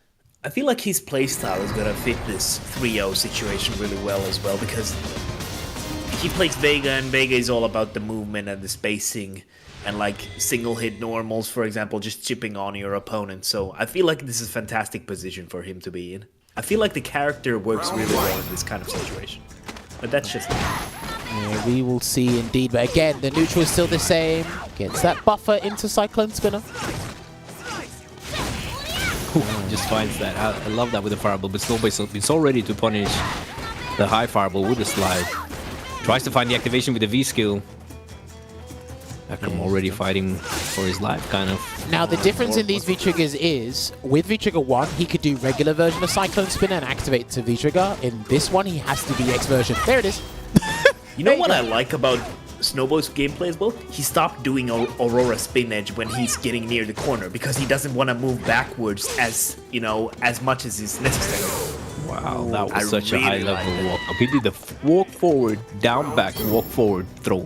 That is some high level tactics being displayed right now. And would you believe he's been playing this game competitively for just about a year? It's actually... It's like... a lot of... Yeah, sorry. So it's... I was just gonna, just say that it's frankly insane. Stuns racking up here, and he kind of hit. Eventually got... Okay, he didn't want that. He did not want it, but it worked out anyway. Let me see these fancy Lucia combos. Yeah, that's what we all want to see. Damage! Yeah! So many hits. Two lights into the throw. Let's go! Not gonna throw again. Missed something. Oh, he got caught. Gets hit by the classic no. corner Is he going to special. That's reset the corner command grab? special. Oh, he tried to do a catch and beat He him. was fishing for the jump back. Is he dead? Flying Barcelona not quite? Definitely not dead. Don't overhead, do not overhead. Oh, I said don't overhead. I said don't overhead. I love it. I love Man, please, I said don't overhead. it. He clearly couldn't listen to you, I man. know he didn't hear me. He just didn't hear me. That was amazing. He couldn't help himself. A few times with a V-reverse. I wonder if he wants to try and like press heavy punch something, or does he try to V-reversal it? But no, it's strange. That's a throw. It's the second time now. Can he Ooh, throw another him one again? Oh, I thought you were throwing him again. There you go. Yeah, here we go. You can overhead him though if you want, but he's dead. Yeah, he should be dead if he gets his combo, right? He's going to build 2 bars. This should be it. There it is. Oh my god. Let's see that fancy stuff. This should be it. Yo, let's go, Akram. What a way to start evening up the set as well. The last hit Photograph of the tornado spinner. I'm telling you, if you go back, anybody, you can go on YouTube, go back to season 4 and look at her combos and then look at the transformation of her combos now. She couldn't do all of that before. It is fantastic to see. I'm telling you, man, she has some of the most satisfying combos in Street Fighter 5. That's just my personal opinion, though. Non-biased. 3-1 though. Tries to bait out. Maybe trying to bait out the slide there. I don't know if it might be fast enough to just catch the fireball startup. What? He walked up with fist? Alright. He was confident in that. You see things, baby. Sometimes you just gotta wake up on the right foot. Oh, he got caught walking backwards, and that low forward is going to pay dividends for Akram a lot in this set because Snowboy's been walking backwards to avoid throws, but right now, he has got the advantage. Great usage of the V-reversal to punish the move that's maybe even looking that great. I mean, it's still punishable, but that it's a better punish with that V-reversal. Only -4 that V-skill. Do you know, I feel when Snowboy lands a throw, they just have more impact to them. Look at this. That's gonna be corner carry, baby. Oh, he could have done it. To counter hit. I think it messed him up, though. Yeah, that was really weird. Yeah, because Now I think there's no Vega's stand likely when you press it, it's a counter hit state. His hurt box is very and the baton just the Tom just dropped off. Just dropped. If he got the hit confirmed, yeah, that would have been a lot more damage. Watch out for Flying Barcelona. Is he Right now, though, Claw is so much weaker when this Claw is off, but you have to be ready for the dashes, and they will come. Dashed. That is the classic. And you know what's crazy? When that Claw is distance, up, they go ham. Yeah, no, it's true. And that distance, I think is very similar, if not identical, to the range his sweep covers. So yeah, he could have caught him with the sweep as well. There it is. Yeah, exactly. Yeah, he gets it this time. Let's go, Akram. It's out of the corner. Snowboy though, just establishing the control. Not too much life left on the Claw for this round, and you know the Claw has been important in establishing an early life lead. Yeah, I totally get it how it's way more hard to make a comeback before the He's teching a lot. He doesn't want to take those throws at that range. I don't blame him. That's going to be stun. It's going to be stun. Come on, grab it. It's done. Oh no. Oh, that's better. That's even better. Dude, Vega does no stun. He does actually. Oh. Hold on a minute. He's got to hold it. Watch out for that low. Watch out for that low. Yeah, there it is. Oh, what a buff. He might be dead. Yeah, he might be dead. Look at this damage. What do you mean? Dead. He's dead. Of course he's dead. What? Hello? Hello? Great combos. Fair gaming. Call the cops. Oh, wait. You don't need V-Trigger 1. No, listen, you don't need V-Trigger 1. V-Trigger 2 does as much damage. He had to he had to spend the whole resources with V-Trigger 1, right? He might not have to spend as much in X-Bar. Nah, I still spent 2. Yeah, he spent 3 there. Okay. Missed it. That's so that's big. He's not going to build super in time, though, so yeah. Watch out for micro walk command grab. Oh, and he thought that was coming as well. That was great. He thought that was coming as well. I thought it was coming. He got hit with the crouch fist buffer into the flying bustler. And there's going to be another guess on top of that anyway. That layered guess. I wonder going to be... But I wonder if he confirmed it. I'm going to write down and ask him if he does confirm that one. Because I think I heard that crouch fist is, confirmable. You can, the non-claw one, I believe you can. I know some people that do buffer it because it's flying Barcelona, it's in the corner. You can use it as a frame trap anyway. That's true. Yeah. So you might just do it anyway. Yeah, for sure. Because he had a substantial life lead. The worst that's going to happen is that a crosscut was going to miss again. But I do like how Snowboy is using a lot more command throws than quite a few claws. It's like he has this command throw, he has this speed. Why not use it nice with punish? I like that it's like applying it more. Yeah. That fear is exactly why he won that last round, because he's been using it. Big damage coming through. Okay, he's going to play it safe. Oh, he could have cancelled. Damage train, choo-choo all aboard. Oh my days. Stun. 2. That's stun, baby. That's stun and death. Eyeball into the flipper shot. Goes for optimal stuff. Yeah, I love it. That's no, this is really good. Again, he's had his moments, he's had his rounds, but again, wow, I was about to say who's about to dominate the neutral, but look at that counter poke straight to the corner there. Gonna go to the corner, baby. Like 55%. I just love how this is really entertaining to watch these highly mobile characters. Because that is -4. Spin edge. Oh, tries to catch both the V-shift and the backdash with that delayed heavy kick. He might have tried to catch a throw tech as well because all three really. Yeah, that's a good point. Catch all three. Watch out. Okay, one more. Oh, misses the throw. Did it too early. Now's the activation. Finds the hit, but does not convert. Too far. Once again, the medium closing spin in edge. on that chip as well. It's gonna be dangerous to stand too close. Yeah, I'm not sure if Snowboy, because he done it before. I think it was out of respect they chipped him. Oh, he didn't know if it was going to hit. He didn't know if it was going to hit. And now that chip is ready, you cannot let him do that. He's going to be trying to. He's gonna do it. He was gonna do it.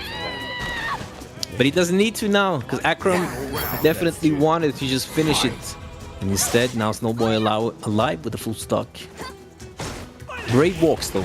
Nice slide again. Arbitrary sweep, but he knows he's catching because again, Akram is trying to maintain a distance to probably look for Buster Claw or counter poke stand medium punch. And at that point, he's exposing his feet. So yeah, like you're playing Lucia, who is a highly mobile character. Of course, you're gonna be looking for the slide because that's usually the way they're probably gonna escape your mix-ups. Why walk the corner? Oh, he's going for a mix-up. Or Burno goes for plus frames instead. And now has that conversion. Oh, greedily does not cancel into the V-trigger. No, it's fine because it's only -4, and Vega doesn't have the greatest -4 punishes, so it's fine. I agree. He's dead. Oh, yeah, he's dead. He's dead. Just keep it. Play it simple. Play it simple. I think he missed the input. He messed it up. Can he get a grab? He didn't need to. And the early jump heavy kick again, knowing that Snowboy was ready for the air throw and then just walks under. So it works out. Like I was gonna say, that walk under was super cheap. I don't think that was like super intentional. I think it was just a misinput. Yeah, exactly. That's what made it more cheap. I think he just missed the input on his CA, but luckily sometimes rounds will work out in situations like that. In other environments that won't necessarily work out because once you miss your chance, you miss your chance. That's it. But it's 4-2. Managed to harvest the crops. Nice, gets the damage. He went for the optimal stuff until he accidentally dropped it as well. Nice. You know what I like to do after that? Oh, you dash. Get the air reset on crouch mini kick and punish the what's it called? What's it called, Jammers? You know that. Which one? The burn kick? The fire move. Yeah, fire spinner. Is that what it's called? It's called fire spinner. People call it burn kick because they just fire make move. Which fire move? You know? No one fire helps. starter. No one helps when they say, yeah, the fire move, that one. It's like, all right. The fire starter. Straight to the corner we go. Oh, look at this damage though.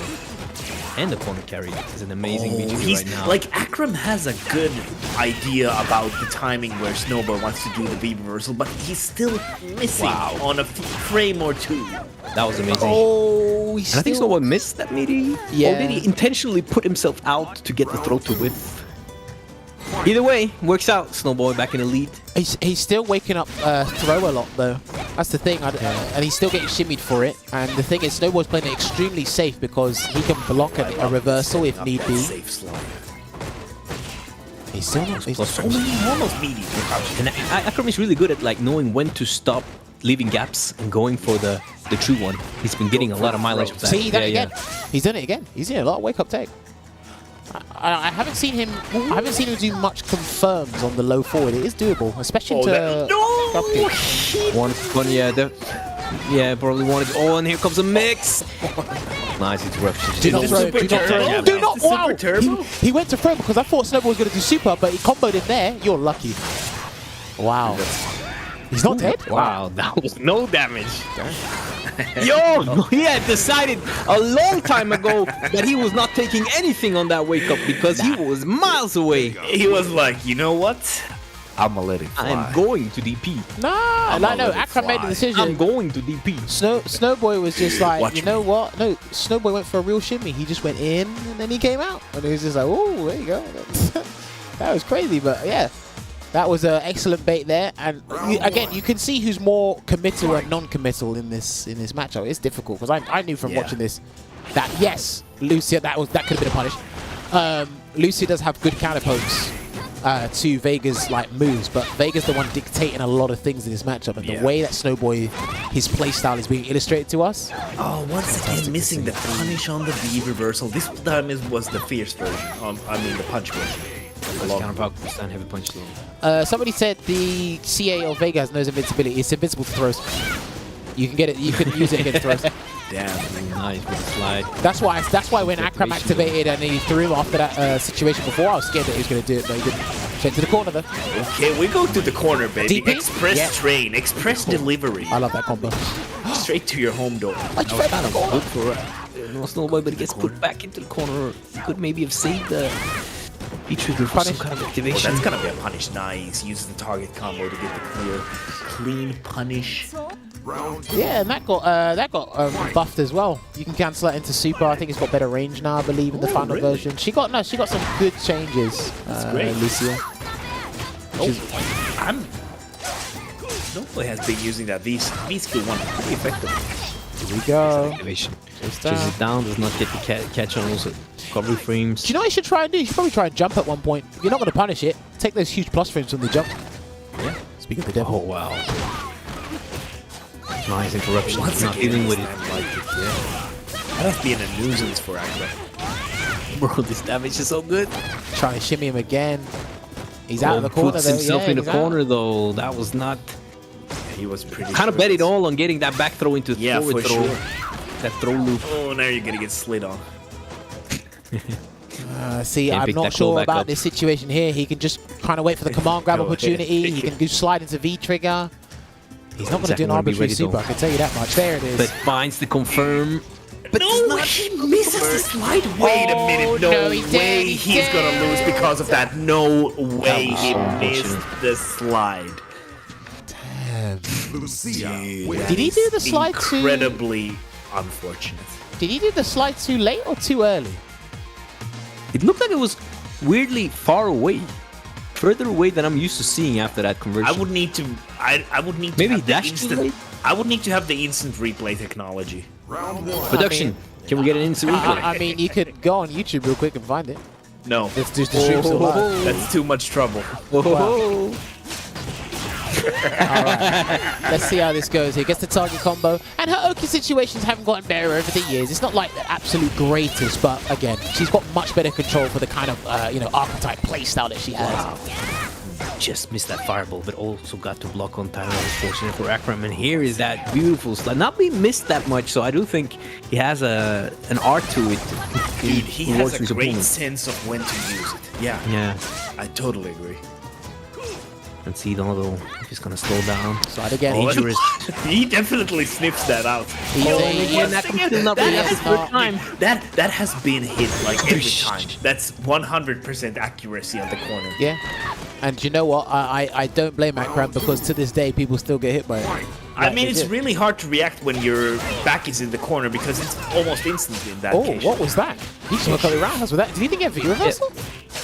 To stop the EX thing of the wall, you definitely have to mentally say to yourself, it might come if you want to stop it. But after you've seen it a few times, that is something damage is coming. You might want to look for. Reset, not dead. Oh, maybe we're gonna kill. Double standing medium punch though takes it anyway. Okay. Went for the reset because he threw off the mask. If those you don't know, you should know by now. It's standard information. He throws off the mask, he gets more damage. Makes the post-stun combos better in those situations. So he tried to be, or he was reading that scenario. Miscalculation of the damage.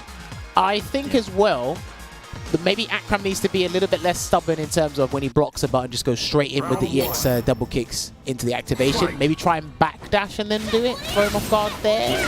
You know what? I don't blame anyone who thinks that's a taunt. What, the mask? The mask's throw, yeah. Is he such a strong start? Yeah, see, so right, okay. Yeah. So that answers your question because he just buffered it, yeah. He's not dead though. Overhead? Nice combo. Yeah, there it is.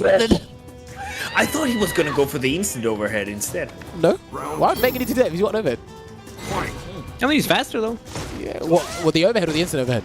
Instant overhead. Yeah, I guess so too. Yeah. Straight to the corner. Can react to it. Yeah. Yeah. What was that? Yeah, get gone. Don't chase him. Don't. Oh, he's trying to chase him. He gets the stun anyway. Take it to the corner. Just take it to the corner. Meatless. On the other side. Oh no! That was unfortunate there. Lost all control right now. Okay. Has to use the V trigger to make it safe. Now, he doesn't need to overextend, but Akram did. And if he gets hit again, if he gets one hit, that's done. He's trying to shimmy into Super. Shimmy is so scary. Okay, let's go. Get the cuffs. Get the cuffs. But, yeah, he's dead. Get the cuffs! Yeah, it's definitely a situation where you're going to have to respect a lot if you want to survive with all those forward-moving specials into the V-trigger. Yeah, but I think even he after activation. He didn't dial it back a bit only because he was like, I can kill you if I get this right buffer on the run before the kicks come out. So I think he took a really big chance big there. risk. The standing medium punch. Hello? Here comes the activation. Yeah, Just he's says I have a walking flash. backwards. Perfect. That's exactly what you want in a matchup like this. Can he get 2 throws? Trying to shimmy him. Oh, the shimmy as well. Damn, he literally I love how he splurged the V-trigger because he sees he's going to get another one. So why not just use it before you get hit, and you might not get that extra one. So that was I like that decision of just going for it. Oh no, that was unfortunate, but fortunate that was anyway. Even more unfortunate. Yeah. And now the claw is off. I think Akram can always slow down when the claw is off and look for like a whiff punish. At this point, claw becomes really susceptible to counter pokes and whiff punishes. Oh, that's dead. That's probably why he starts jumping and into the super. Dude, that jumping is almost like a dive kick sometimes. If he's not dead, yeah, okay. Is he going to low or he's going to grab him? Has he decided about the DP? Yeah, he reaches to this time, so he's got no trigger. He doesn't get that. The overhead jump scare. Yeah, he can't. He's like, I don't know. I don't know what he's seeing. Is he too conscious? Is he too cognizant of the slide? That's why he's not anti-airing, because the situation where he had to anti-air, it's been a hit and miss because it's been flying Barcelona, the regular jump-ins. Yes, Vegas jump hard punch with the claw, jump hard kick, jump light kick as a cross-up. Those are fantastic buttons as well. But I haven't seen him focus any attention to the... No, it's interesting though that we're back to the lobby because I just saw the score, and since switching V-triggers, it's 4-3. So this 7... Is it 7-3 now, the total score? Should be 7-3. Yeah, so that's actually mostly due to the V-trigger 1 pick at the start. So I don't know if you need to swap back, as it has been every other game since then. That's a good point. Yeah, Let's see what he thinks about it. Good observation there. Excellent call. We'll see. It might be a costume change. It might be a character swap because, again, it's... Lucia has costumes, right? Yeah, she has a lot. She has a lot, yeah. I don't know a lot what to choose from. Oh, I don't know where you were going with that. I don't know. No, More I was or just, less, I would more like, or less no, than no, the Kali. No, more. Because my point is that when you go to character select with this kind of a character, there's a good reason for it because there's so much to choose from. Colleen. Yo, let's go! And you know, Colleen can fight these neutral characters. As he said, if it's a neutral matchup, a footsies matchup, Akram said, then Colleen is still a beast. And I kind of agree. She has to stand light kick with punishment in this matchup. Buffers with a stand jab as well. There's a lot of stuff to do. Back heavy kick to crush the approach. This is going to be so interesting. We'll see, but the buttons that Colleen wants to use, I think they're slower than Vegas. So we'll see. But he's going to get knocked down into Parabellum. So. And he's gone with V-Trigger 1. Now, we were talking about the stand light kick activation to V-Trigger 2, and he said, I wish they could do it with V-Trigger 1. I'm really interested in seeing the V-Trigger 1, yeah. It got buffed. It did get some good changes. Nice interruption. Goes for the V-skill to get some more V-bar. He's waiting to build it. Yeah, he's not going to activate it here. Yeah, he'll activate it now, though. I like the patience from Akram. Nice. Trip guard. No full conversion to converts on the crouching medium kick. That's one of the buffs as well. And you keep the momentum while dashing, right? All right, look forward. Full combo here. Stun is racking up another slide to close things out. Can we get a shimmy? Yes. There it is. Beautiful throwback. And this is it. That's been the tail of the tape. Most of Snowboi's wins, or his abundance of damage, has come from that situation. Gets a knockdown so close, but he's got the walk speed to get out of range and really perplex Akram on defense. I like that. Crush jab over. Oh, nice. Finds the crush. But this is the situation where she used to do like a lot more than that in damage, right? So I can see. Parry's still there, so. That's true. But I think it's 40 less damage and 80 less stun. But it doesn't matter right now because this is Akram's round using that standing light punch activation. That's fine. No, but still. It's annoying. So if you can't, if you can't catch the punish, then just like take advantage of the situation because he's not going anywhere. And there's also, yeah, that was definitely EX. Doesn't matter. Gets the conversion from the jab into the sweep. Boom, boom, boom. What's it gonna be? Tries to shimmy again. Oh, this is that's gonna be a lot Please of don't get shimmied again. Okay, takes one throw. Oh my days. Oh, he tried to come on. Good button press. That was a fantastic button press because if he didn't press that button, I reckon that Kamanga would have worked. And they would have taken that round there. So I think so too. Do we think alike right now, guys? Oh no, Anti-Air, but gets the walk under anyway. I mean, you did qualify for the cup, so. Oh yeah. Oh, wow. There's the throw. Been waiting for it. Did and the that. overhead? No, that was a cross media kick. I'm telling you, man. That was definitely a cross media kick. But the walk worked in the situation. Shimmy it again. This interruption with a 3-frame. He really wants the V-trigger because he's giving up a lot of corner and damage going for just the V-skills. That's fine. I just haven't seen him commit to any anti-air from Vega's jumps. And I'm not sure he's going to do a heavy frost touch to counter anyway, so. Poke again. Crashing face should work unless it's like a cross-up range and he's not doesn't have the best cross. Nice walk under. Do you know what he's doing? He's doing the 4 fills. 4 fills does it all the time, so. If he prefers to do that and get a full combo, then fine. For sure, and here comes the activation with the run. If he wants to, no run. That was a slick V. Wow. That was a slick V reversal to avoid the first part of the V trigger. The thing is, I think he could have punished it. Yeah, me too. Me too. I think he could have done it, but again, not sure. I'm not sure if he realized that in the spur of the moment, so. Or maybe he just saw it and just said, you know, I'm not taking that risk because obviously we're not going anywhere. It was still trapped in the corner anyway. Right. But you're still trapped in here with me. I like the fact that the second time round he got the frame trap. Hello. Does that, so okay. Instant counter pick. Stop the press. I mean, I respect it. I mean, what, he could pick Nash. I don't think he's going to go with his Mika. Colin can jump on Nash a bit though. You reckon? And those jumps hurt. I reckon, yeah. Far jump, heavy kick to go under the cross medium punch or over or whatever, sideways it. Well, I mean, Nash got 12 anti-airs and only like 2 of them work.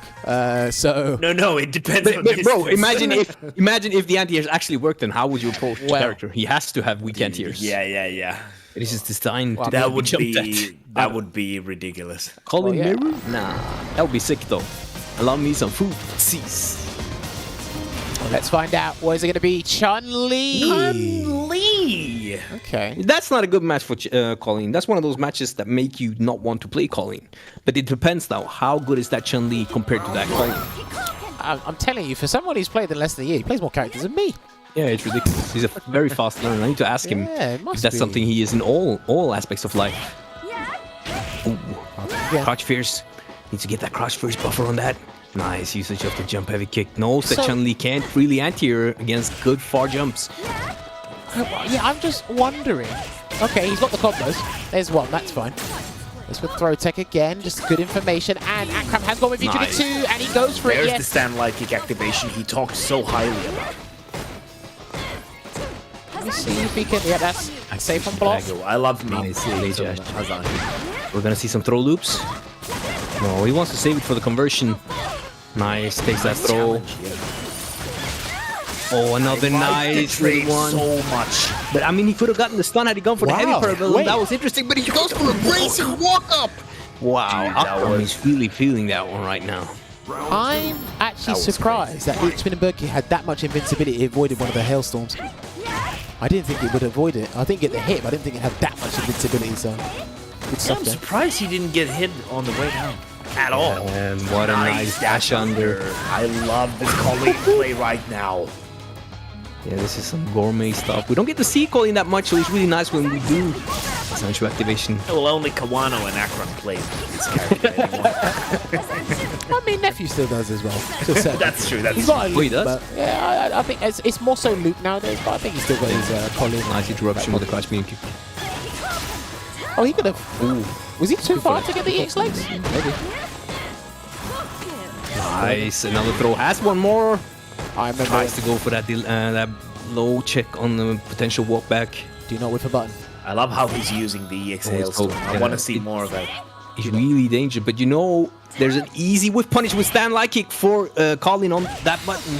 Got him. Wow, what a confirm. Beautiful. He's a confirmer as well. 1 year, he confirms. He plays 10 characters. What does this guy not do? Multi-talent genius. Hey man, we need more people like that. Yeah. We need more people like that. Very impressive, very impressive. But Akram saves his bar. He can go for an EX Parabellum conversion if he gets it. He just needs to find the right position and not get hit in the face by that office shoulder cross. That's the range where crouch first would have worked before, but it just doesn't work anymore. Oh, yeah, it's okay, down, no, yeah. that's a sneaky one. Sometimes you gotta watch out for Chun-Li's. Oh, he might come that back. drop. He didn't go for the 50. Yeah, nice. You know what? But I like that it didn't activate because he now gets to get him for free once. I really like That's that. throws. That means great. target combo. No, waiting for that EX reversal. Not coming. Nice. He's pestering with buttons.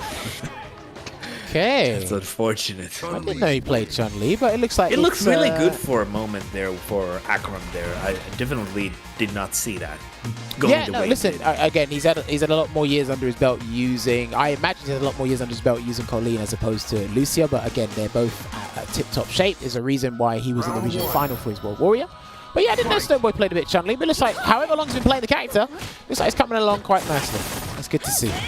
I like that Akram is staying with a Colleen. It was beautiful watching it. Oh, nice. Crushed back. And that's so good for Colleen because she can really build that V-trigger fast if she gets a couple of crushes. So it's not too easy. Nice. Oh, I love it just passing through Oh, the that happens online with Colleen. It's a weird. Get it, Nice. yeah, they're classic, and now your V-trigger's gone. Once again. He's got his V-trigger ready. Watch out for the Hizanshu. I think you can do, right, he's not trying to do a mid-parry. I think you can do a mid-parry against that. It might be actually a high parry. But Is it a high? Wow. I think it's a mid because it lands on the floor, Beggy. Yeah, maybe it's a mid, but you know, for instance, like Honda headbutts and stuff is at least a Yeah, high. that's because he's airborne. Yeah, probably. But You know what? since she lands on the floor, you might be right. It's something I'm going to check later. I will check that. Yeah, but No crowd. challenge on the jump. No anti-air, really. That's been a big thing. That's been a little bit on the lacking side for sure. Yeah. Might not trust it that much anymore, though, with that nerf to the backer box. The fear is instilled. See, I don't think that's such a great activation. Yeah, but he got position advantage where he needs it. Still walking away, though. He's been 50-50 with catching walk back, yeah.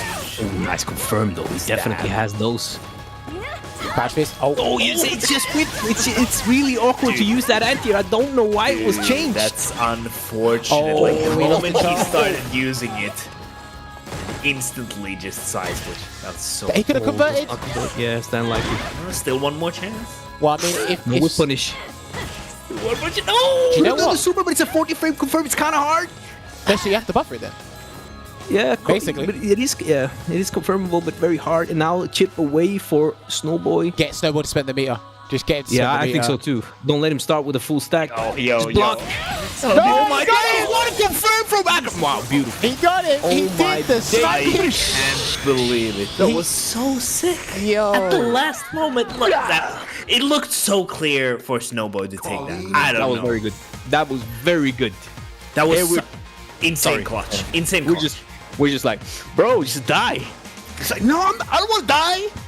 No, I got another fight in me. Well, look, I'll show you what my back heavy kick respect can it do. because if it like we said, it looked like it was bleak.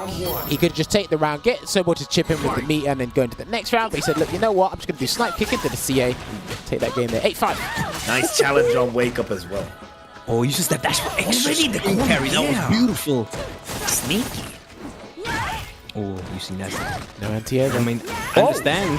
First just doubting his anti-air. My man said the one time he counted is the one time it missed. Yo! So afraid to anti-air, just does not trust it. Doesn't have any muscle memory, but finds a beautiful jump in. Overhead. Okay as well. Activation's coming. He's walking back in court. You know what? Drop. I mean, it happens to me. It happens so much to me online too. Never offline. I think it's something. There's something there. For the super. You Now know, the I'm very surprised that he just didn't spend the bar to go to the. Oh, nice back throw. Nice frame trap. Or meaty, sorry. I was gonna challenge the decision, but it worked out. But I feel like when he had half of V-Trigger 2 ready, Snowboy could not throw a fireball. It would have been death by super. He gave away a win condition, but got the win anyway. Akram did him. Oh, again, he's still Once again, trying. dude, those parries have not been working for Akram. Let me just say that. Couple of drops though. He's dropping the spinning bird kick part, Snowboy, and that's the biggest part, the most crucial part to drop. Yeah, I mean, that's where you get the heaviest punish if you miss it. Yeah. Nice. Great point, guys. Low forward, no activation though. No confirmed. Nice That's air me. throw. Is he going to throw him? Oh, he tried. I think he A did challenge try. is the V-Trigger 1, dude. Akram has some nuts. I mean, did you not see that that back hard kick into Super he did before? Yeah, I did, but I still surprises me. No hitbox Chun-Li. Oh, he tries to get the stand light. Can she not do a stand medium punch into EX Parabellum against the stand fierce when it whiffs? It looks like you can. Stand fierce, yes, but not the stand heavy kick. Okay. Stand heavy kick, you have preemptively do something. Oh, okay, confirmed from Akram. Oh, he spins the bar for the damage. Yeah. That used to be like 40%, now only 35. Calling players in chat. Well-timed V-shift there from Akram to avoid the throw situation. Good conversion here from Snoboi as well. Can he build on this momentum? So pressing buttons there. Oh, he tried to look for it. The spacing wasn't there for Snowboy.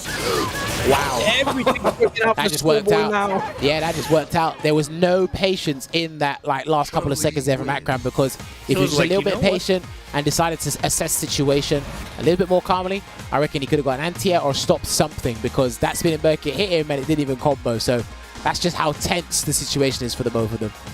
And again, like you said, works out for Snowboy. I just read in chat that Colleen damage was never high. I'm just like, what? Colleen damage was mad high.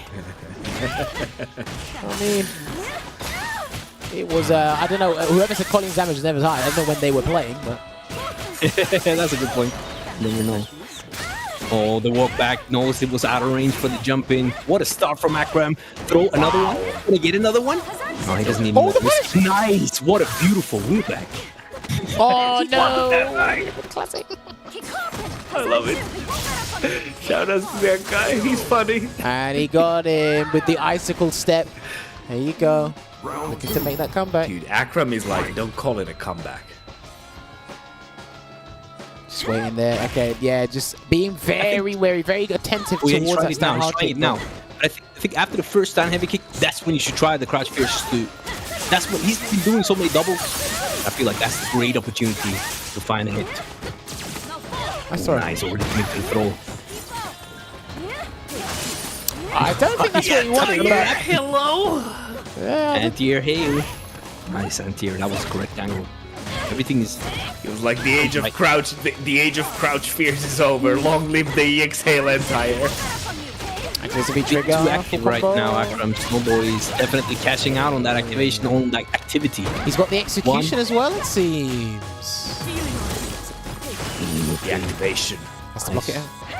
Yeah, but he's learned. Oh, he tried to get punish. Okay. The roll spear. You're gonna finish that plate. I see you. I respect you. No, do you know what? I respect the attempt in using the frost spear to try and whip punish a heavy, because it's got, again, travel distance is amazing. And he got Snowboy to spend the bar. Even if it didn't work out, he got to spend the bar. This is match point here, or set point here for Snowboy.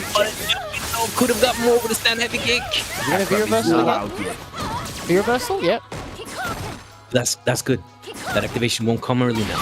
Got him! Finally on your knees! Dude, that parry hits different. Yeah, you need to delay that V-shift if you want to get a V-shift on it. But there was no complete conversion from Akram, and he's kind of selling out with that. He needs to slow down. He has life lead. Not so much anymore. No, that's it. That's it. He's going to build the CA. This is going to be it if he doesn't drop the combo. And there you have it. That was so clean. I said it's back to school. Textbook pickup. The 101 on how not to fall for the throw bait. Photo shoot finish. But yeah, there you have it. Ladies and gentlemen, there's two characters on the screen this time. Not one, it's Vega and Chun-Li for Snowboy. But yes, ladies and gentlemen, you see those GGs in the chat. Hopefully you enjoyed that exhibition. We got to see a variety of characters, some matchups that we seldom see nowadays for the game in its closing stages. But yes, good performance from a man that's only been playing for just a year. Crazy, huh? He puts the rest of us to shame. Insane indeed. But yes, what we are going to do while you guys are relishing in the moment and supporting your boys in the chat, we're going to take a break, and when we come back, we're going to have Snowboy and Akram on the other side to discuss things about the character choices, the matchup, as well as some closing questions as well. So we're going to take a break, and we'll see you in a couple of minutes. EX heart rate.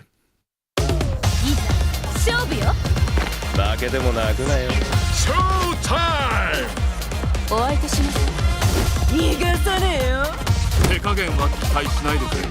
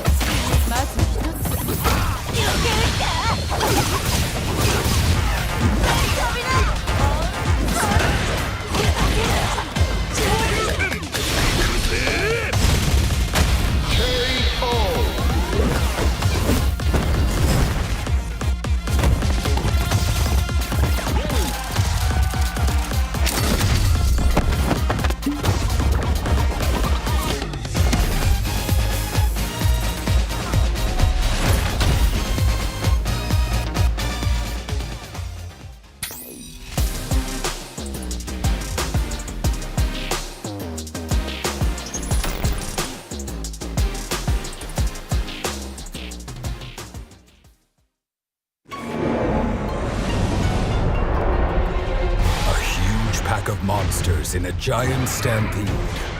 They attack the village in a frenzied rage.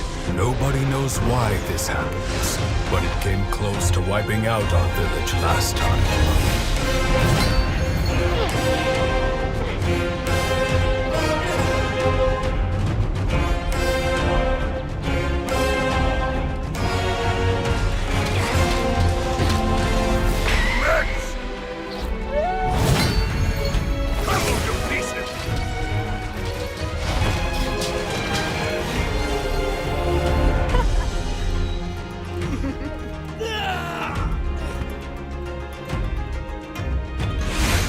Man, that looks good.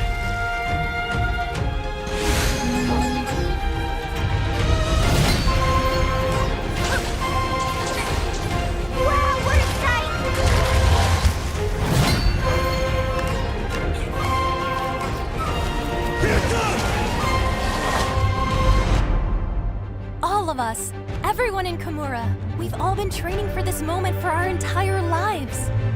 We need you to protect Kimura Village.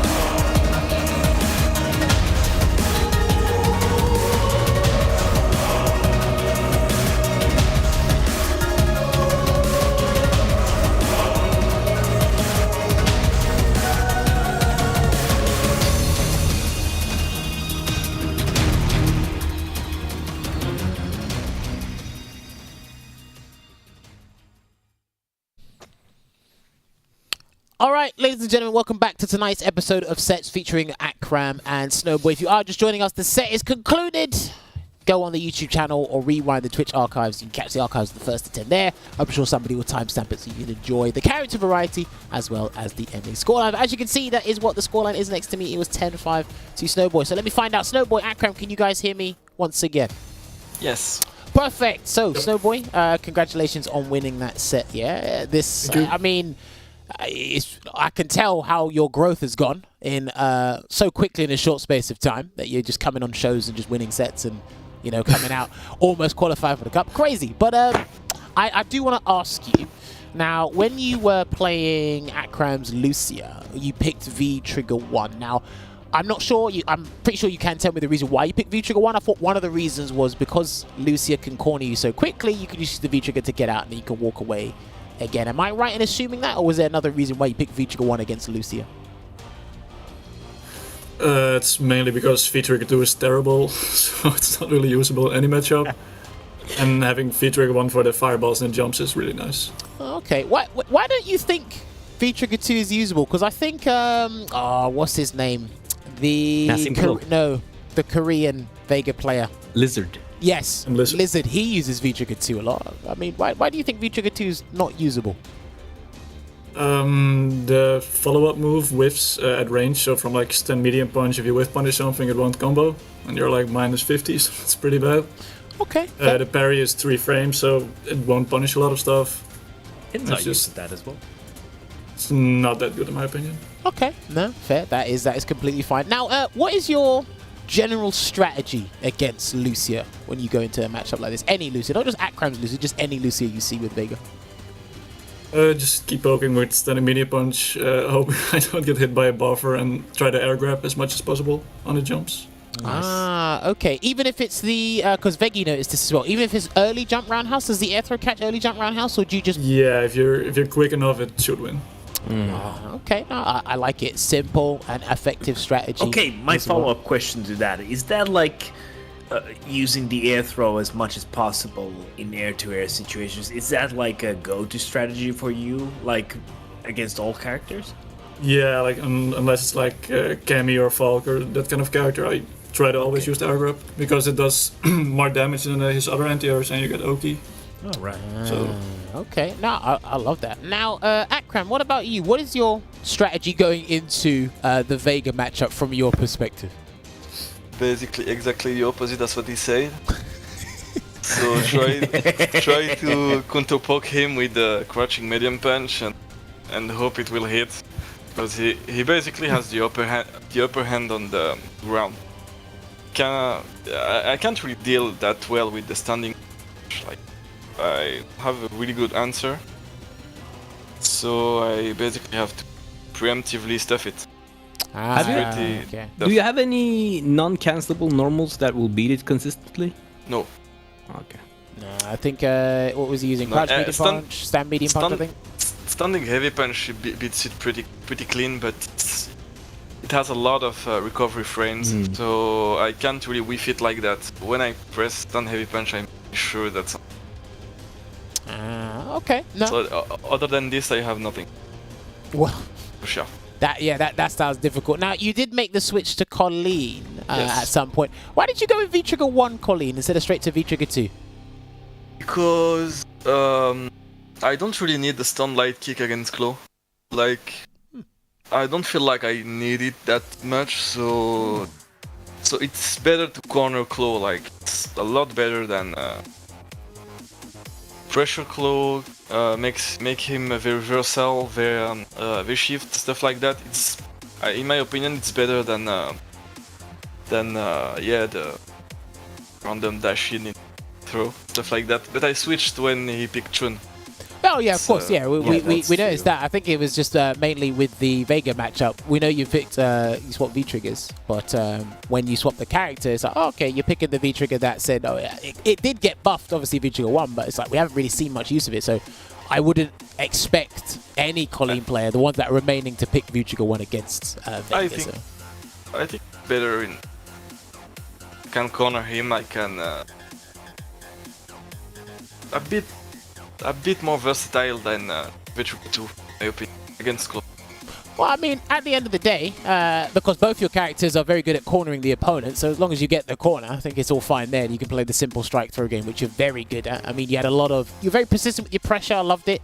Your low forwards were pretty on point as well. I think we saw a couple of accidental inputs that worked out in your favor with the overhead, but I mean, like, we could just...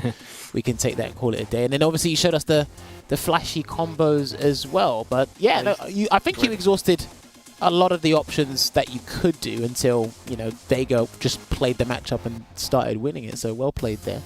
Vega, you had a question you wanted to ask Snowboy about a buffer, I think it was?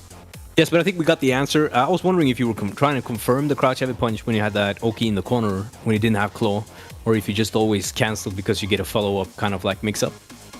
Do you ever try to confirm it? But yeah, you can, but I usually just cancel. Just cancel, yeah. So you just get more out of it, yeah.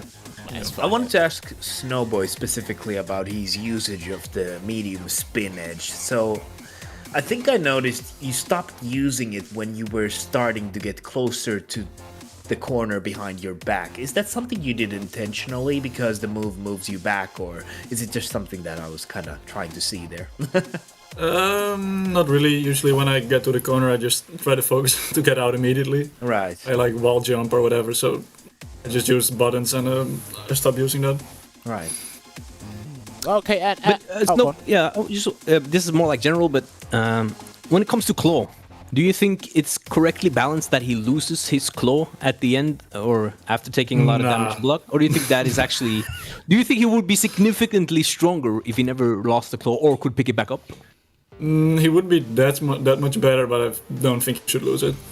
You don't think he should lose it, period? He should just manually take it off like the option with the mask? He just gets so much weaker when he loses the claw, like he's just a different character. Would you trade that for a more with punishable stand medium punch, but everything else the same on it? Yeah, sure. I would. Be careful about what you say. I mean, standing medium punch is like the best button ever, so I'm not sure you'd...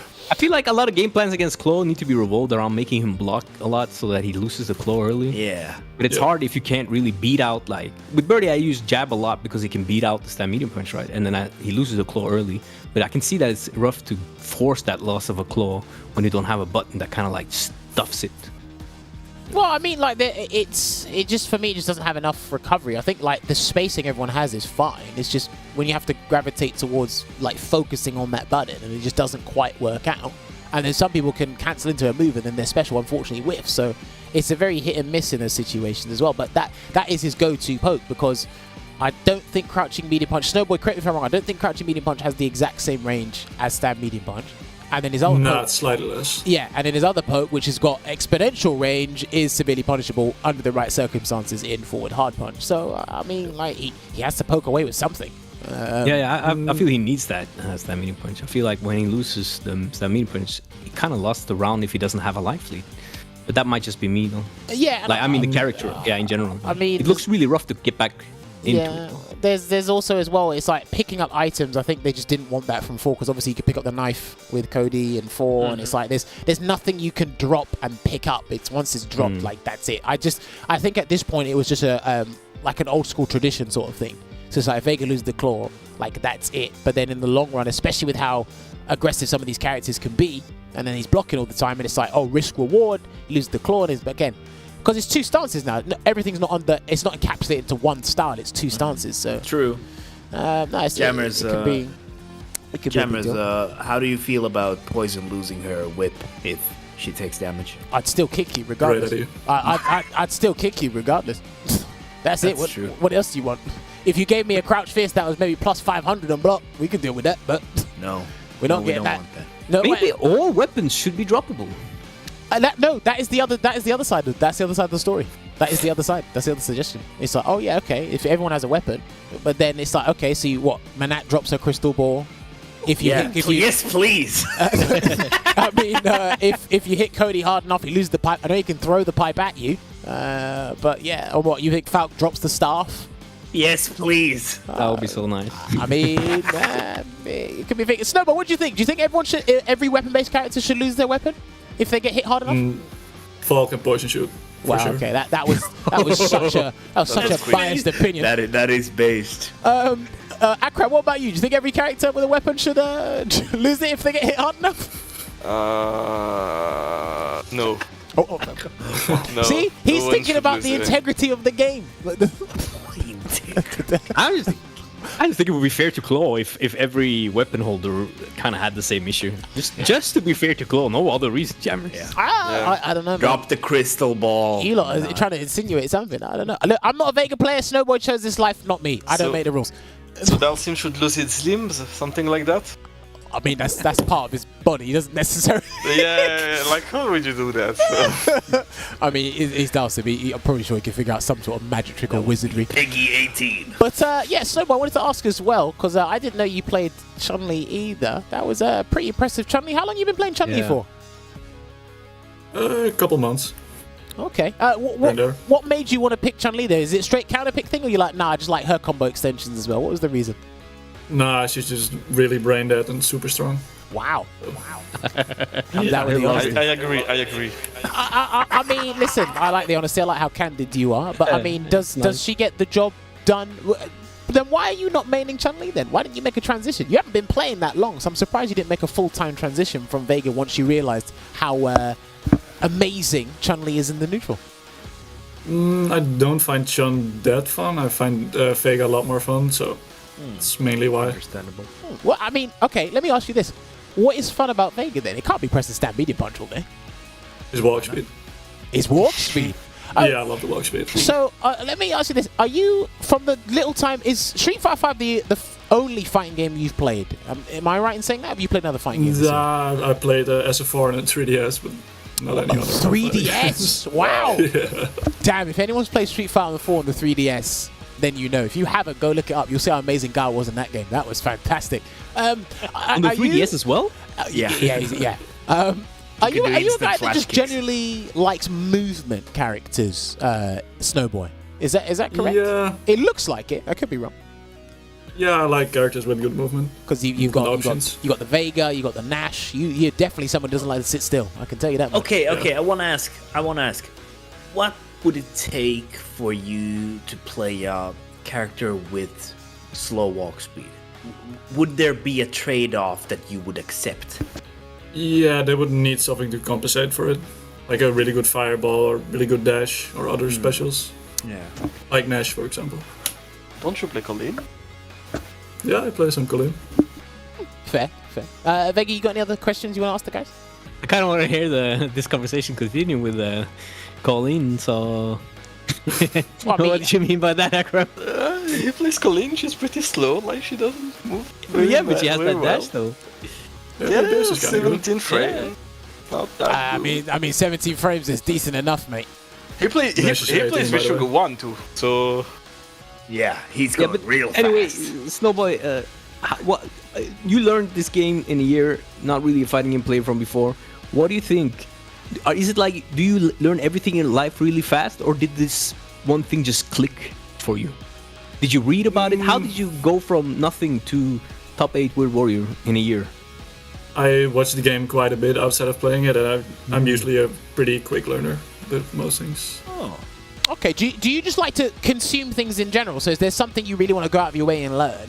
And it's like, I will go and do this, and then you because you look like you apply things very quickly as well, because there's learning, and then there's the application process, and some people suck at the latter.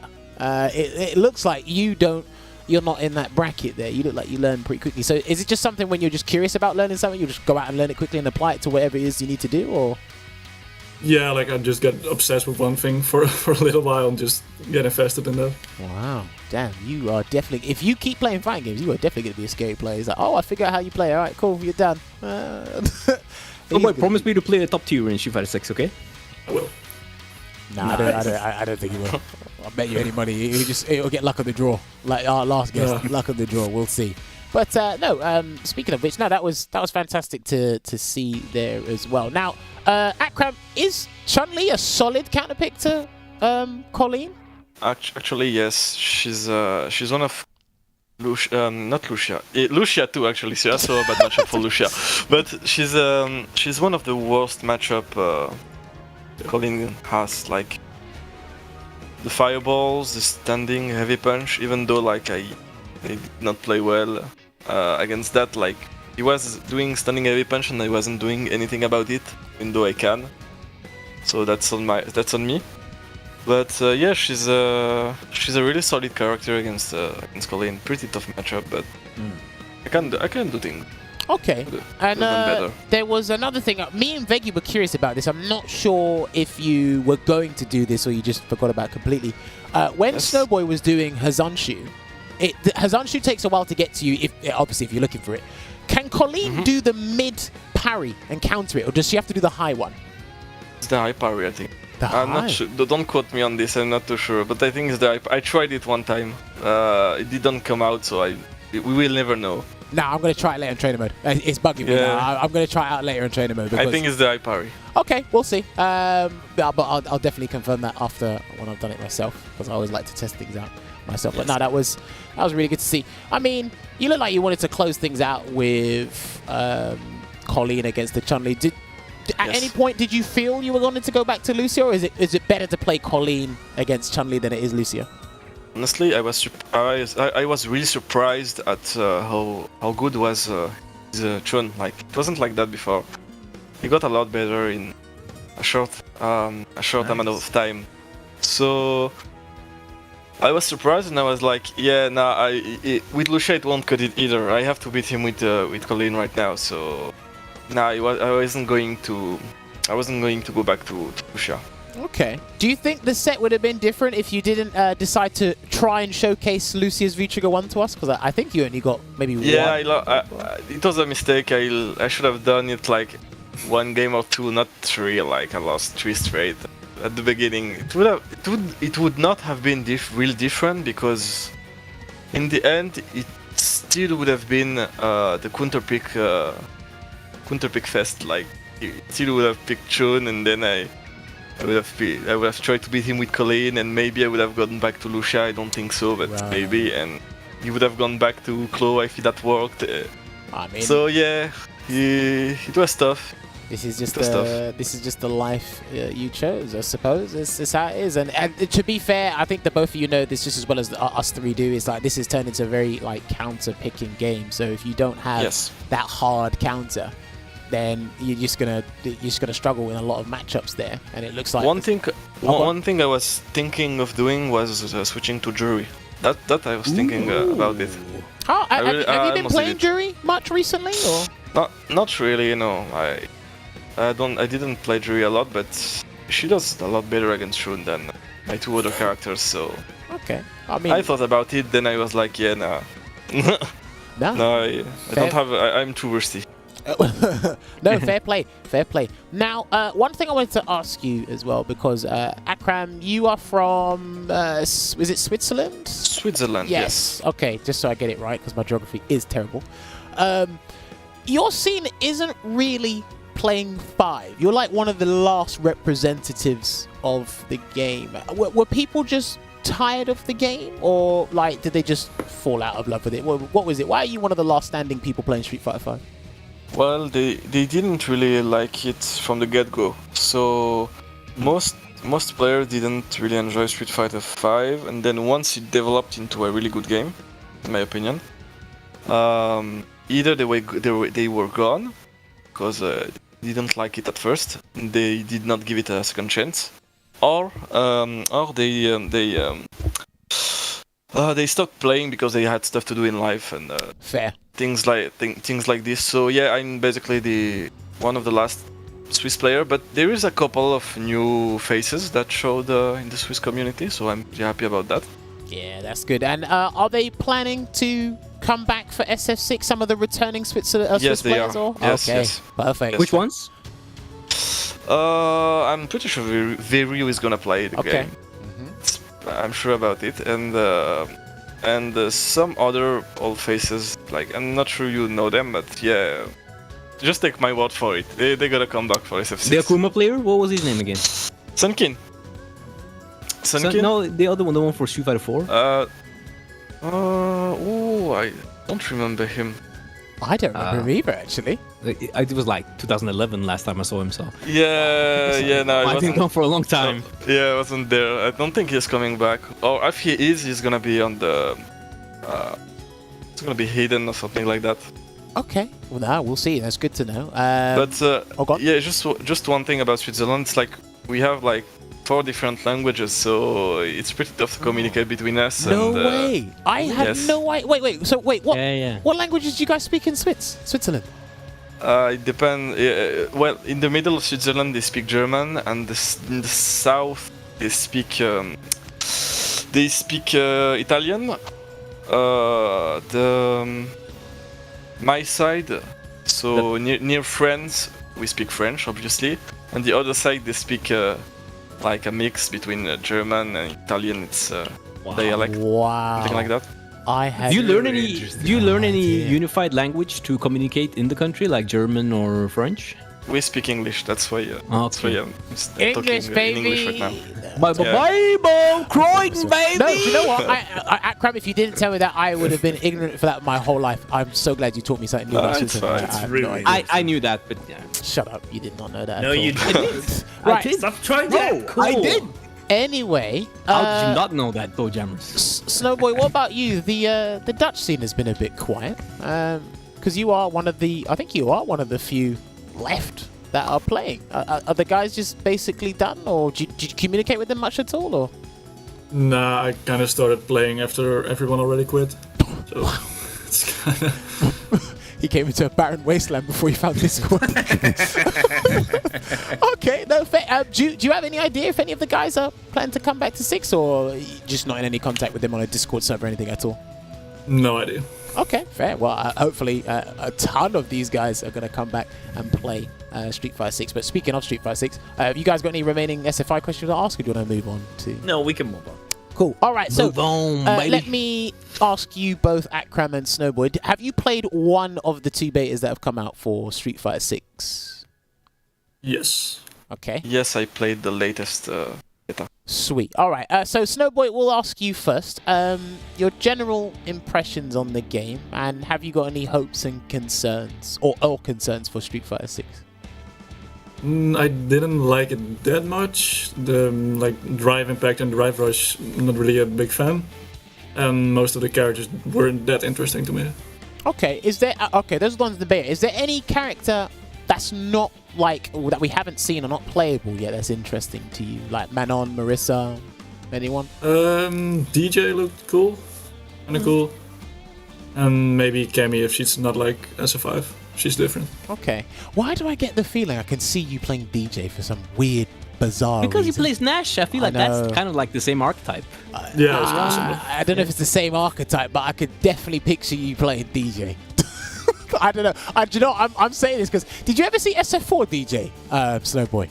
Nah, SF4 Omega DJ is a lot like Nash. It's basically the same character.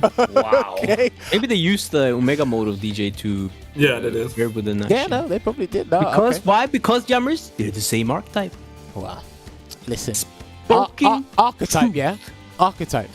Archetype. Okay. Archetype. Whatever you say. Changed my mind. Anyway. Archetype changed my mind. Akram, what about you? Your opinion on Street Fighter 6, and have you got any hopes or concerns for the game? Well, yes. I have some hopes, like since it's not the finished product, I hope that that they will dust out a bit the animations. Oh, kind of tweak them or adjust them. Yes. Polish them. Yeah. That's the word. To be a polish. little bit more fluid, like not fluid, but like a little more cleaner, like we used to see in Street Fighter 5 right now. Oh, so okay. that's my hope about Street Fighter 6. Other than this, my concerns are like Snoboi said the drive system. I'm not a huge fan, even though like I think it could be fun. The drive rush, it makes it very aggressive in neutral. It could be a lot of fun. And one thing I really can't fathom though, it's like why are the crouching medium kicks not confirmable? I don't Yeah, really get it. same. That's Okay. the only thing that I really dislike about the game. Now, Other than this, quite fun. I will argue this point against that because you're not the first one. This one down here, this Yes. one is thinking that as well. No. Well, but No, I don't mind at all. We spoke about it before. We definitely spoke about it. But it's a thing where every Street Fighter game that's been played is different. Maybe they wanted to keep the whole increased buff window, the cancel window huge in 5 and specifically 4-5 because I don't think they were that huge in 4. I don't know if they just want it to be completely committal based. That's what it's looking like to me. It's like when you're going to do something, you commit to it or you spend bar to make it safe or whatever. Maybe people are too used to that leniency on I think cancel so. window. And it's like, I obviously, think it's, you expect that to force come of back. habit. Yeah. I mean, it's a good point to raise. But Of course. it's... If people were looking to do single hit confirms, then maybe there might be a character down the line that does that. But I think universally right now, that's what they don't want. It's one of those subtle things they wanted to make distinctive from SF5. That's just my opinion on that anyway. Veggie, put your hand up. Yeah. What do you want? Teacher. Can I speak? Go for it. Yeah, go on. Go for it. Let's go. Okay, but think about it though. See, because of drive rush, right? If crouching medium kick was confirmable and you try to confirm it and you missed, you were no longer punished for missing. You would just get plus frames anyway. So having crouching medium kicks confirmable would just like it removed I the wouldn't point say of drive rush. redundant. It would remove the point of drive rush. And it will also be like you don't get punished for doing it wrong. Like if a crouch medium kick confirm goes wrong now, you either juicy punish, hefty punish, you either punish, a good punish. But if the drive rush is what you try to confirm into, then you won't get punished anyway. Okay, they lose some drive bar, but they'll get that back. So I think maybe that's why. I'm just thinking, because, you know, Luke Ken, for instance, he can confirm crouch medium kick in Street Fighter 6, but only to his target combo. Crouch medium kick target combo heavy punch is confirmable and gives Oki. The reward is just not that great, but the reward is still decent. So and I mean, there are buttons that are confirmable. Standing heavies, standing medium punches. Luke's standing medium punch, for instance, the target combo is confirmable. So there are confirmed, just not from the crouching medium kick. Yeah, I think there's a couple of quick fixes that I can think of right off the bat. Like, don't make rush medium kick hit confirmable to drive rush. That's basically it. Just make it hit confirmable into special moves and target combo, stuff like that. Not into drive rush. Yeah, that would be pretty bad, I think, because what's the point of having the drive rush if you can just confirm it and be not hit confirm it and be plus on your opponent's face? I don't think. Yeah. Anyway, that's something I can think of. I get where you're coming from because and you have to remember as well, offense is going to work completely different in 6 to 5. So if you do low forward drive rush, and that's a cancel by the way, you're spending 3 bars to force a situation where you only get one button that's going to be plus for one situation. Then you go back to being minus depending on what character you're playing, of course. But I can see your argument. I can definitely see your argument. We'll just have to see how things pan out later on down the line. Now, Akram, is there any character that interests you at the moment, or are we just going to wait down the line? I'm going to wait for Kami. Actually, I really like the new design of Kami. Like, she looks great, honestly. Like, so this is a character I'm looking forward to. And other than her, there's I don't like what they did to Jury. I'm not gonna speak about it.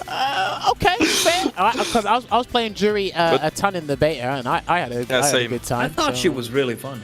She is really fun to play. Don't get me wrong. I'm talking about like the design and the choices. Like she's fun to play.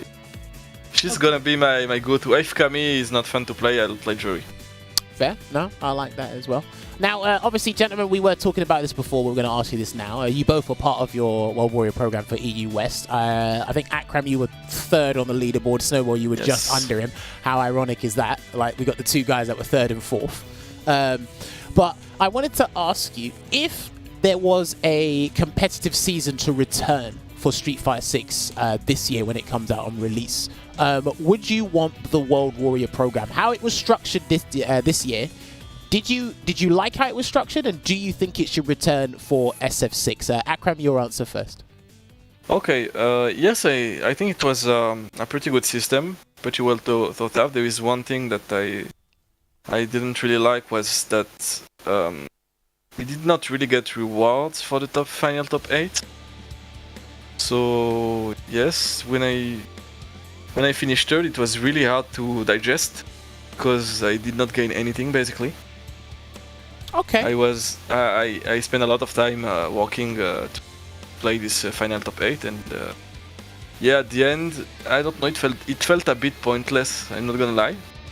Other than this, the system itself is great. Like, I think it should come back. Yes. Okay. In terms of reward, do you mean like a monetary, money, prize money sort of thing, like similar to the CPT online that you guys were in earlier in the year? Yes, monetary or a bit more exposure from Capcom. Like maybe tweet our results. Maybe like communicate a little better about what we achieved, what we done, because it took a lot of time. I know from a fact that Snoboi and myself, we worked really hard for this tournament. So, so yeah, that's okay. So a little bit more exposure to just the regional final, or just as a whole. Because I know that the respective events, when they were on, they tweet out, and then obviously you'd know what's going on. But I think you just... Because I know on the website, I don't know if you checked the website, on the website for Capcom Pro Tour, they do the results, but it's not as visible as you'd like it to be. Is that what you mean? Yes, exactly. Like, I'd like a bit more exposure, especially for the finals. I mean, the other tournaments, it's fine. Like, sometimes the player was not there, sometimes it was a bit... Yeah... hectic, I don't know. Okay. But it's fine. Like, the system is great. Like, the point system is pretty well thought out. Like, it's great. Just for the finals, a little bit more exposure would be amazing. Yeah, no, that is completely fine. Trust me, we've had a lot of people that have come on and said, you know what, there's one or two things I don't like about the World Warrior system. And you guys, at the end of the day, look, Akram, I'm asking you because you were in there and you placed pretty high. So I'd love to hear opinions directly from the people, because again, that was 5 or 6 tournaments over the span of what was it, 5 or 6 months, Veggie? I can't quite remember how long it was. So yeah, I think it started August for us. Yeah. So like you said, you guys put a lot of time thinking about this, preparing and whatnot. So again, a nice crescendo with to close things out. So I like that. Snowboy, what about you? Do you echo the same opinion as Akram, or have you got something different to say? Did you like the system? Did you have any qualms with it? Well, talk to me. Oh yeah, the system overall was pretty nice. I agree with the publicity part. I think like maybe there should have been a Capcom Fighters restream for all the top 8 finals. Yes. Okay. Yes. I get it. I agree. Yeah. Okay. I think the like problem with that... Oh, sorry, continue. Some of the regions got like 50 viewers for the top 8 finals, so it should have gotten more publicity in my opinion. Okay. Before you continue, Veggie, say that, because I think you had a counterpoint. Yeah, I think I would imagine that they thought about that, but you know, the CPTs are spanned over like a long time because there's so many regions, right? So if the World Warriors all like accumulate in the last month or month and a half, yeah, it was crazy. Many on the same day, right? So it would have been like, who do you choose? Which Pro Tour finals do you choose? And to stream from Capcom Fighters? As a big company, you cannot show favoritism in those situations. Otherwise, there's going to be an even bigger uproar. But I get the point though, from Snowboy. Yeah, I get the point, but it would be challenge. A challenge, but I don't think there's a way that they can't find a way around that. So I do like the points there. Snowboy, do you think it should return in SF6 to World Warrior program if there is a competitive season for the game? Yeah, and I also think if you win all 5 qualifiers, you should be in automatically. So for Annie Walker, for example. Okay. Vega patch. You're not the only person to say that. You're not the first. You're not the last. Yeah, don't worry about that. No, I'm asking. It's good to get your opinion because you haven't been involved in the whole competitive playing for a fighting game as long. So it's good to hear your side of things as well. And yeah, just to enlighten you on this, is more people have said it's like, hang on, someone's dominated a region yet they still have to go and play in the finals. It doesn't feel right. There probably is a way around that. Off the top of my head, I can't think of a way around that. A way that everyone can agree on, sort of thing. But maybe if these things do come back, they'll find a way around it. Because like you said, in certain regions, there are exceptions to the competition. There's some that are just out in their own league. Ending Walker, Vega Patch. I'm trying to think who else did it. I think Travis Styles did it in Australia as well. That people just dominate. It's like, okay, if you do have a clear-cut margin, why do you need to play? But then that adds the entertainment factor and the value, because again, in some regions, the UK for example, some people are watching to see if Ending Walker was going to lose, because it's like, you're that dominant. Today might be the day. Today might be the day you're going to lose. If he automatically qualified, there's no fun in that. And some people need to get eyes on their product. So I can see both ends of this. I can see both ends of it. It's a topic that's always great. Now, let me ask you this as well. So this is just a hypothetical question. Obviously, we're in the closing stages of Street Fighter 5 for me of Street Fighter 6. If, let's say, there was one more year of Street Fighter 5, Akram, is there any character you've wanted to learn? And if you had more time to learn them, you go out and learn them? Or are you satisfied with the characters you play right now? Honestly, I don't know. I never really thought about it. There's never been a character that's like, you know, I want to play the character, but we only got 4 months left, there's no point. Never been that. I don't know. No, not really. Maybe Sakura. Because she moves fast and her stun light kick is great, but I already played her and I not enjoyed that much, so no, I don't think there is. I tried a lot of stuff during Street Fighter 5 and pretty happy with what I ended up with. No, I like that. And like you said at the start, it's all about having fun, and it looks like you're having a whale of a time playing your characters there. It was amazing. Thanks for the set today. It was really fun. No worries. Thank you for coming. Snoboi, and showing that good stuff. Snoboi, what about you? I know it's been a short amount of time, but if you had more time to play Street Fighter 5, I know you play like a multitude of characters anyway, but is there any other character that tickled your fancy? I can think of one. You don't like her, but no, it wouldn't be Poison. that's what I alluded to. I was just like, I could actually see you playing Poison. I don't know why you haven't, or why you didn't invest a little bit more time. Have you at least like labbed against her, like in terms of trying to find counterplay, or? Yeah, I labbed against her, but I wouldn't play her personally. Okay. And what there's no other character that you'd want to like really try out? I could see you playing like G, maybe a Seth. I don't know. I think... Nah, I already play enough characters at this point. Did you ever try Rashid at all? Yeah. Oh yeah, Rashid would be great for you actually. Do you think you'd be a good Rashid, Veggie or Vaha? I think you're good. Yeah, sure. We need a Rashid, Snowboy. In the remaining time. That's true. Can you pick a Rashid, please? Because we don't have a Rashid in Europe. Can you be the Rashid? Yeah. But I think he would also be a very good Karin. Yeah. Can't confirm are that good. Oh, you did confirm some good stuff with Chun-Li though. Yeah. At times. Wow. Hey, listen, if there's anyone who knows his ability, it's him, and if he doesn't have faith in his own hit confirm. You can learn it though, maybe. Yeah, no, you can. Because I think he would have a sick Karin. Conditioning. Yeah, I could see that as well. Right, gentlemen, you got any other questions you want to ask these two before we close things out? I'm satisfied. You satisfied? Are you satisfied? How satisfied? All right, cool. I'm going to ask you my one last question.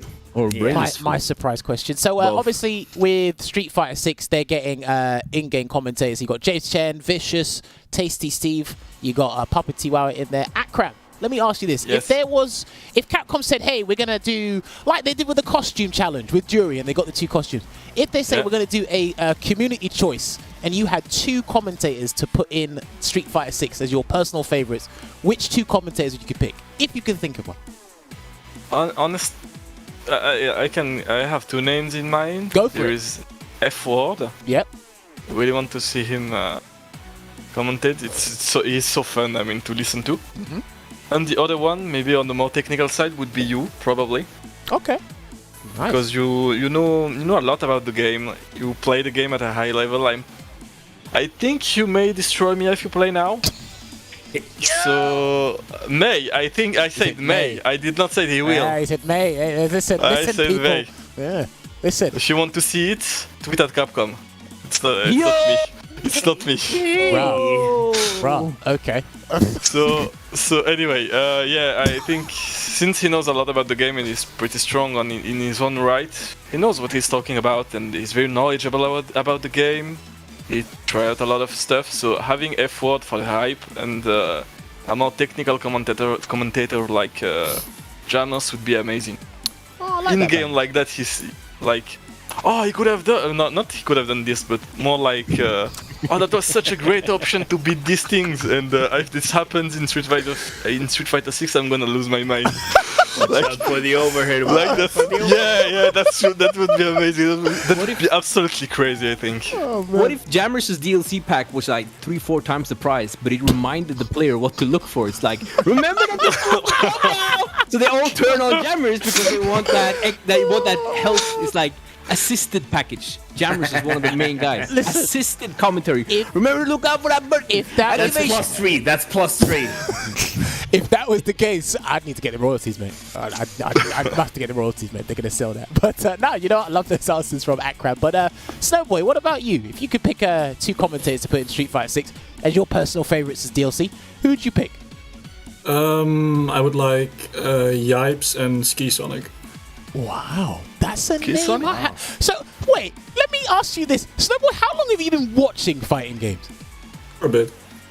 Okay, because Ski Sonic is a name I haven't heard in ages. For those that know, because I think he was very good at what he did. But I think so too. The legend. He's a legend. I think he got criticized for the wrong reasons. But no, that was crazy. Someone's mentioned Ski Sonic. I haven't heard that name in years. I love that. That's great. That's how I know you've been around watching games long enough. That's like the SF4 era. Yeah, that is. SF4, SFXT, Marvel 3. Marvel. He was doing the lot. It's Marvel, baby. That's how it is, man. But yeah, you know what, gentlemen? That's how we say it in Croydon, by the way, James. It's Marvel, baby. Sure, that's great. Stop. You can do that with you yourself and whoever else. But anyway, yes, gentlemen, I believe we are just about out of time. So, Richard, Stream Team, can you put these guys' socials on the screen so people know where to follow them? So yes, there you go, ladies and gentlemen. That is Akram's Twitter and Snowboy's Twitter. Akram does have a Twitch account, but I'm not sure how active he is on the stream. Not really. Is it 3Vs or 4Vs on the stream? It's 3V. I don't know why I put 3V. Anyway, don't worry about it.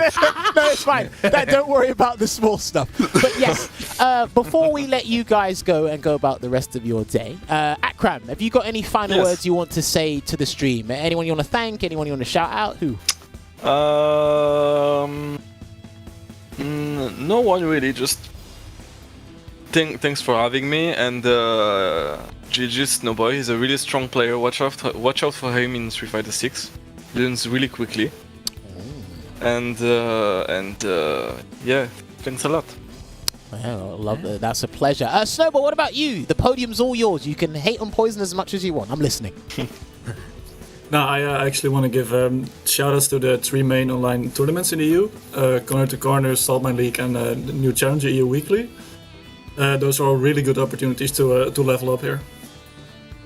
Sweet. Nothing else to plug? That's that it? was very nice. Yeah, No, that's it. Great. I love it. Shout outs to those tournaments as well. Make sure you tune into their respective channels. I'm sure Snowboy will either tweet them out or he will just... you have to find them on Twitch yourself under the Street Fighter 5 category. I've entered 1 or 2 of them. I can't remember the third one. I think I've entered it. It was Corner to Corner. It's definitely Corner to Corner. That's the one on Tuesday. Snowboy, is that right? Is that on Tuesday? Monday, no. Monday, okay. My mistake. Tuesday.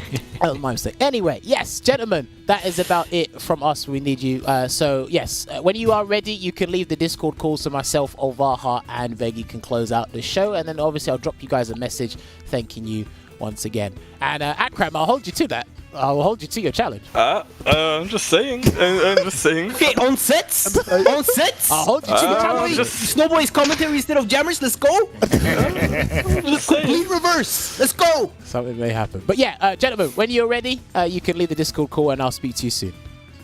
Bye, guys. Take it easy. Thanks a lot, guys. Bye. Thank you a lot. Thank you. But yeah, do you know what? Great people. I love it. I love their honesty. Sure. I do want to say this. Obviously, depending on where you are and how you speak about things, you have to be careful when you say things. But I do like it when players are completely candid with us. It's like they do like systems, but there's 1 or 2 things that they can adjust, or like companies can adjust or fix or whatever. Because at the end of the day, there will be pros and cons to everything that you do. And I like the fact that yes, Akram raised a good point, and I hope our stream can change to our cameras on our space very soon. Well, yeah, Akram raised a very good point about the more publicity thing.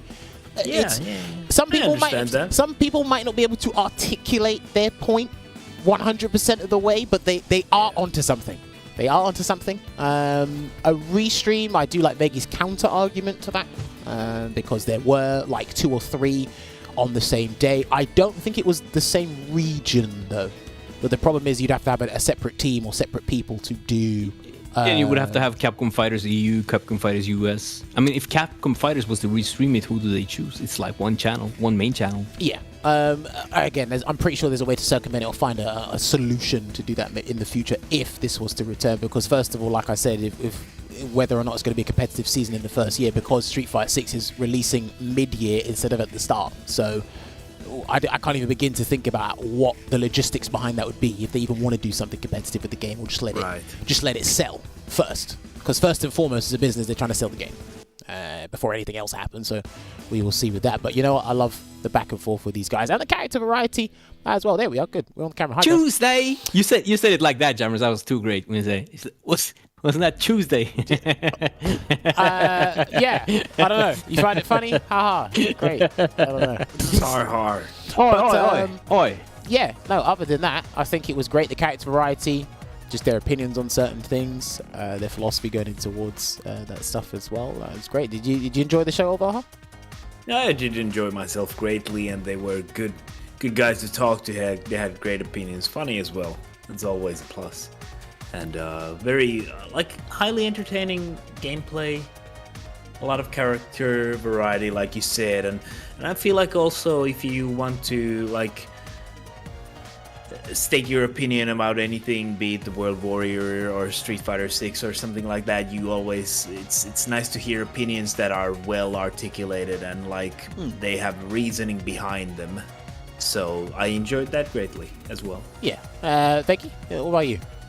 I thought it was great. It was great to talk to Akram again, because I remember when he was he must have been very young, like 19, maybe. I don't know how old he is, but it's been 8 years. I remember when he asked how do I get better back then, and to see him still play, and he's become really good. I was really cool. And to see Snoboi now for the second time in 3 weeks for me play, because of that team tournament I mentioned, was really cool, because I didn't really know that much about him, but I just saw his name started popping up on result lists. Yeah, a lot. Yeah, it's just okay, Snoboi, never heard before, but that's not weird, because it was 1 year, it was brand new name or brand new player, so I was really good.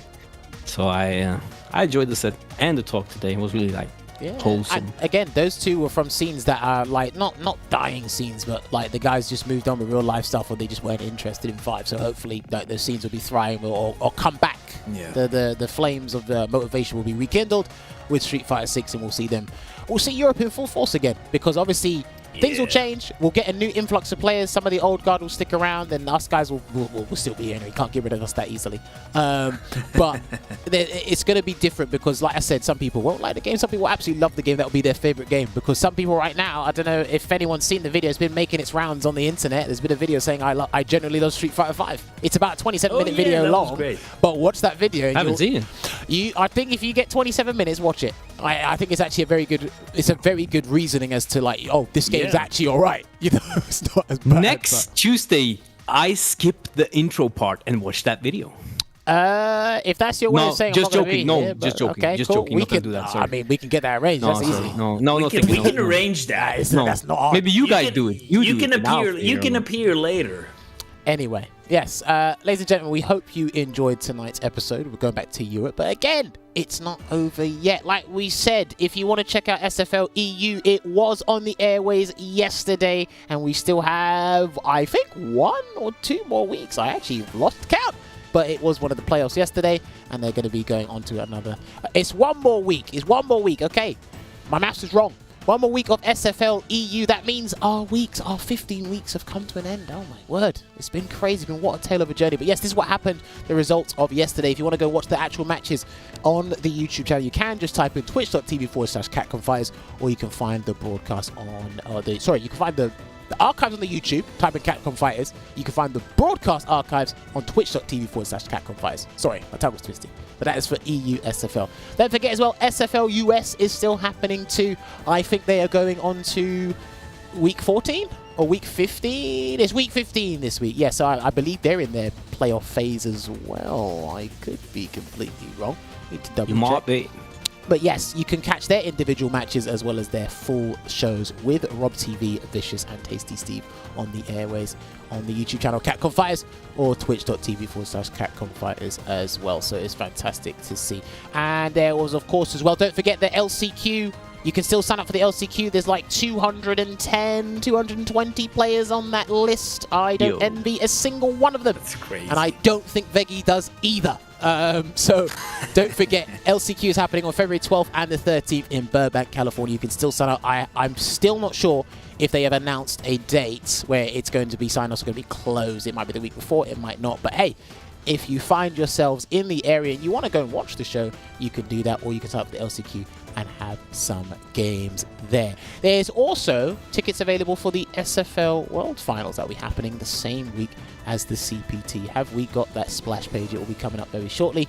We did announce it before, we're going to re-announce it again, because if you find yourself in that area, or if you're if you're not going to be there, you can catch it on the stream anyway. I hope it's going to be on twitch.tv/Capcom Fighters, but it is on February the 17th and the 18th. World Championship.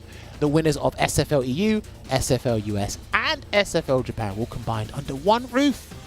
And it will be who knows what characters, who knows what players. You have to find out, you have to follow. But if you want to go there, tickets on sale now, capcom.us/cup tickets as well. But yes, I believe that is it from us, because again, CPT season is closed. You already know who's qualified for the finals of CPT. If you don't, you can go up to CapcomProTour.com.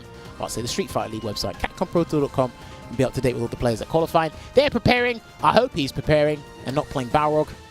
But yes, that is what it's going to be. Yeah, I'm looking at you. That was a low blow. Yeah, it was. Did you hold back and then forward and kick? Just like Balrog's dash low. Yeah, that was a low blow. That's what I also. Oh, we did the same joke. Oh, let's go. Being on the same wavelength as a birdie player. Damn, I don't want to be like that. Anyway, I mean, you play Poison. We're basically the same character. Season 4 Birdie, Poison. Whatever you say, man. Whatever you say. But yes, ladies and gentlemen, make sure you follow us on our Twitter accounts. We gotta love you, leave you. We will be back with you with an episode next week. We'll be getting that prepared again. CPT finals are close. Can't wait. We'll make sure we close the chat on Street Fighter 5 correctly, as well as look forward to Street Fighter 6. So until then, take care of yourselves. Vega's a strong character. Go play some Lucia. Go and enjoy some combos. Just enjoy yourselves. Take care. See you next week. EX Hard Red. Yes! Woohoo!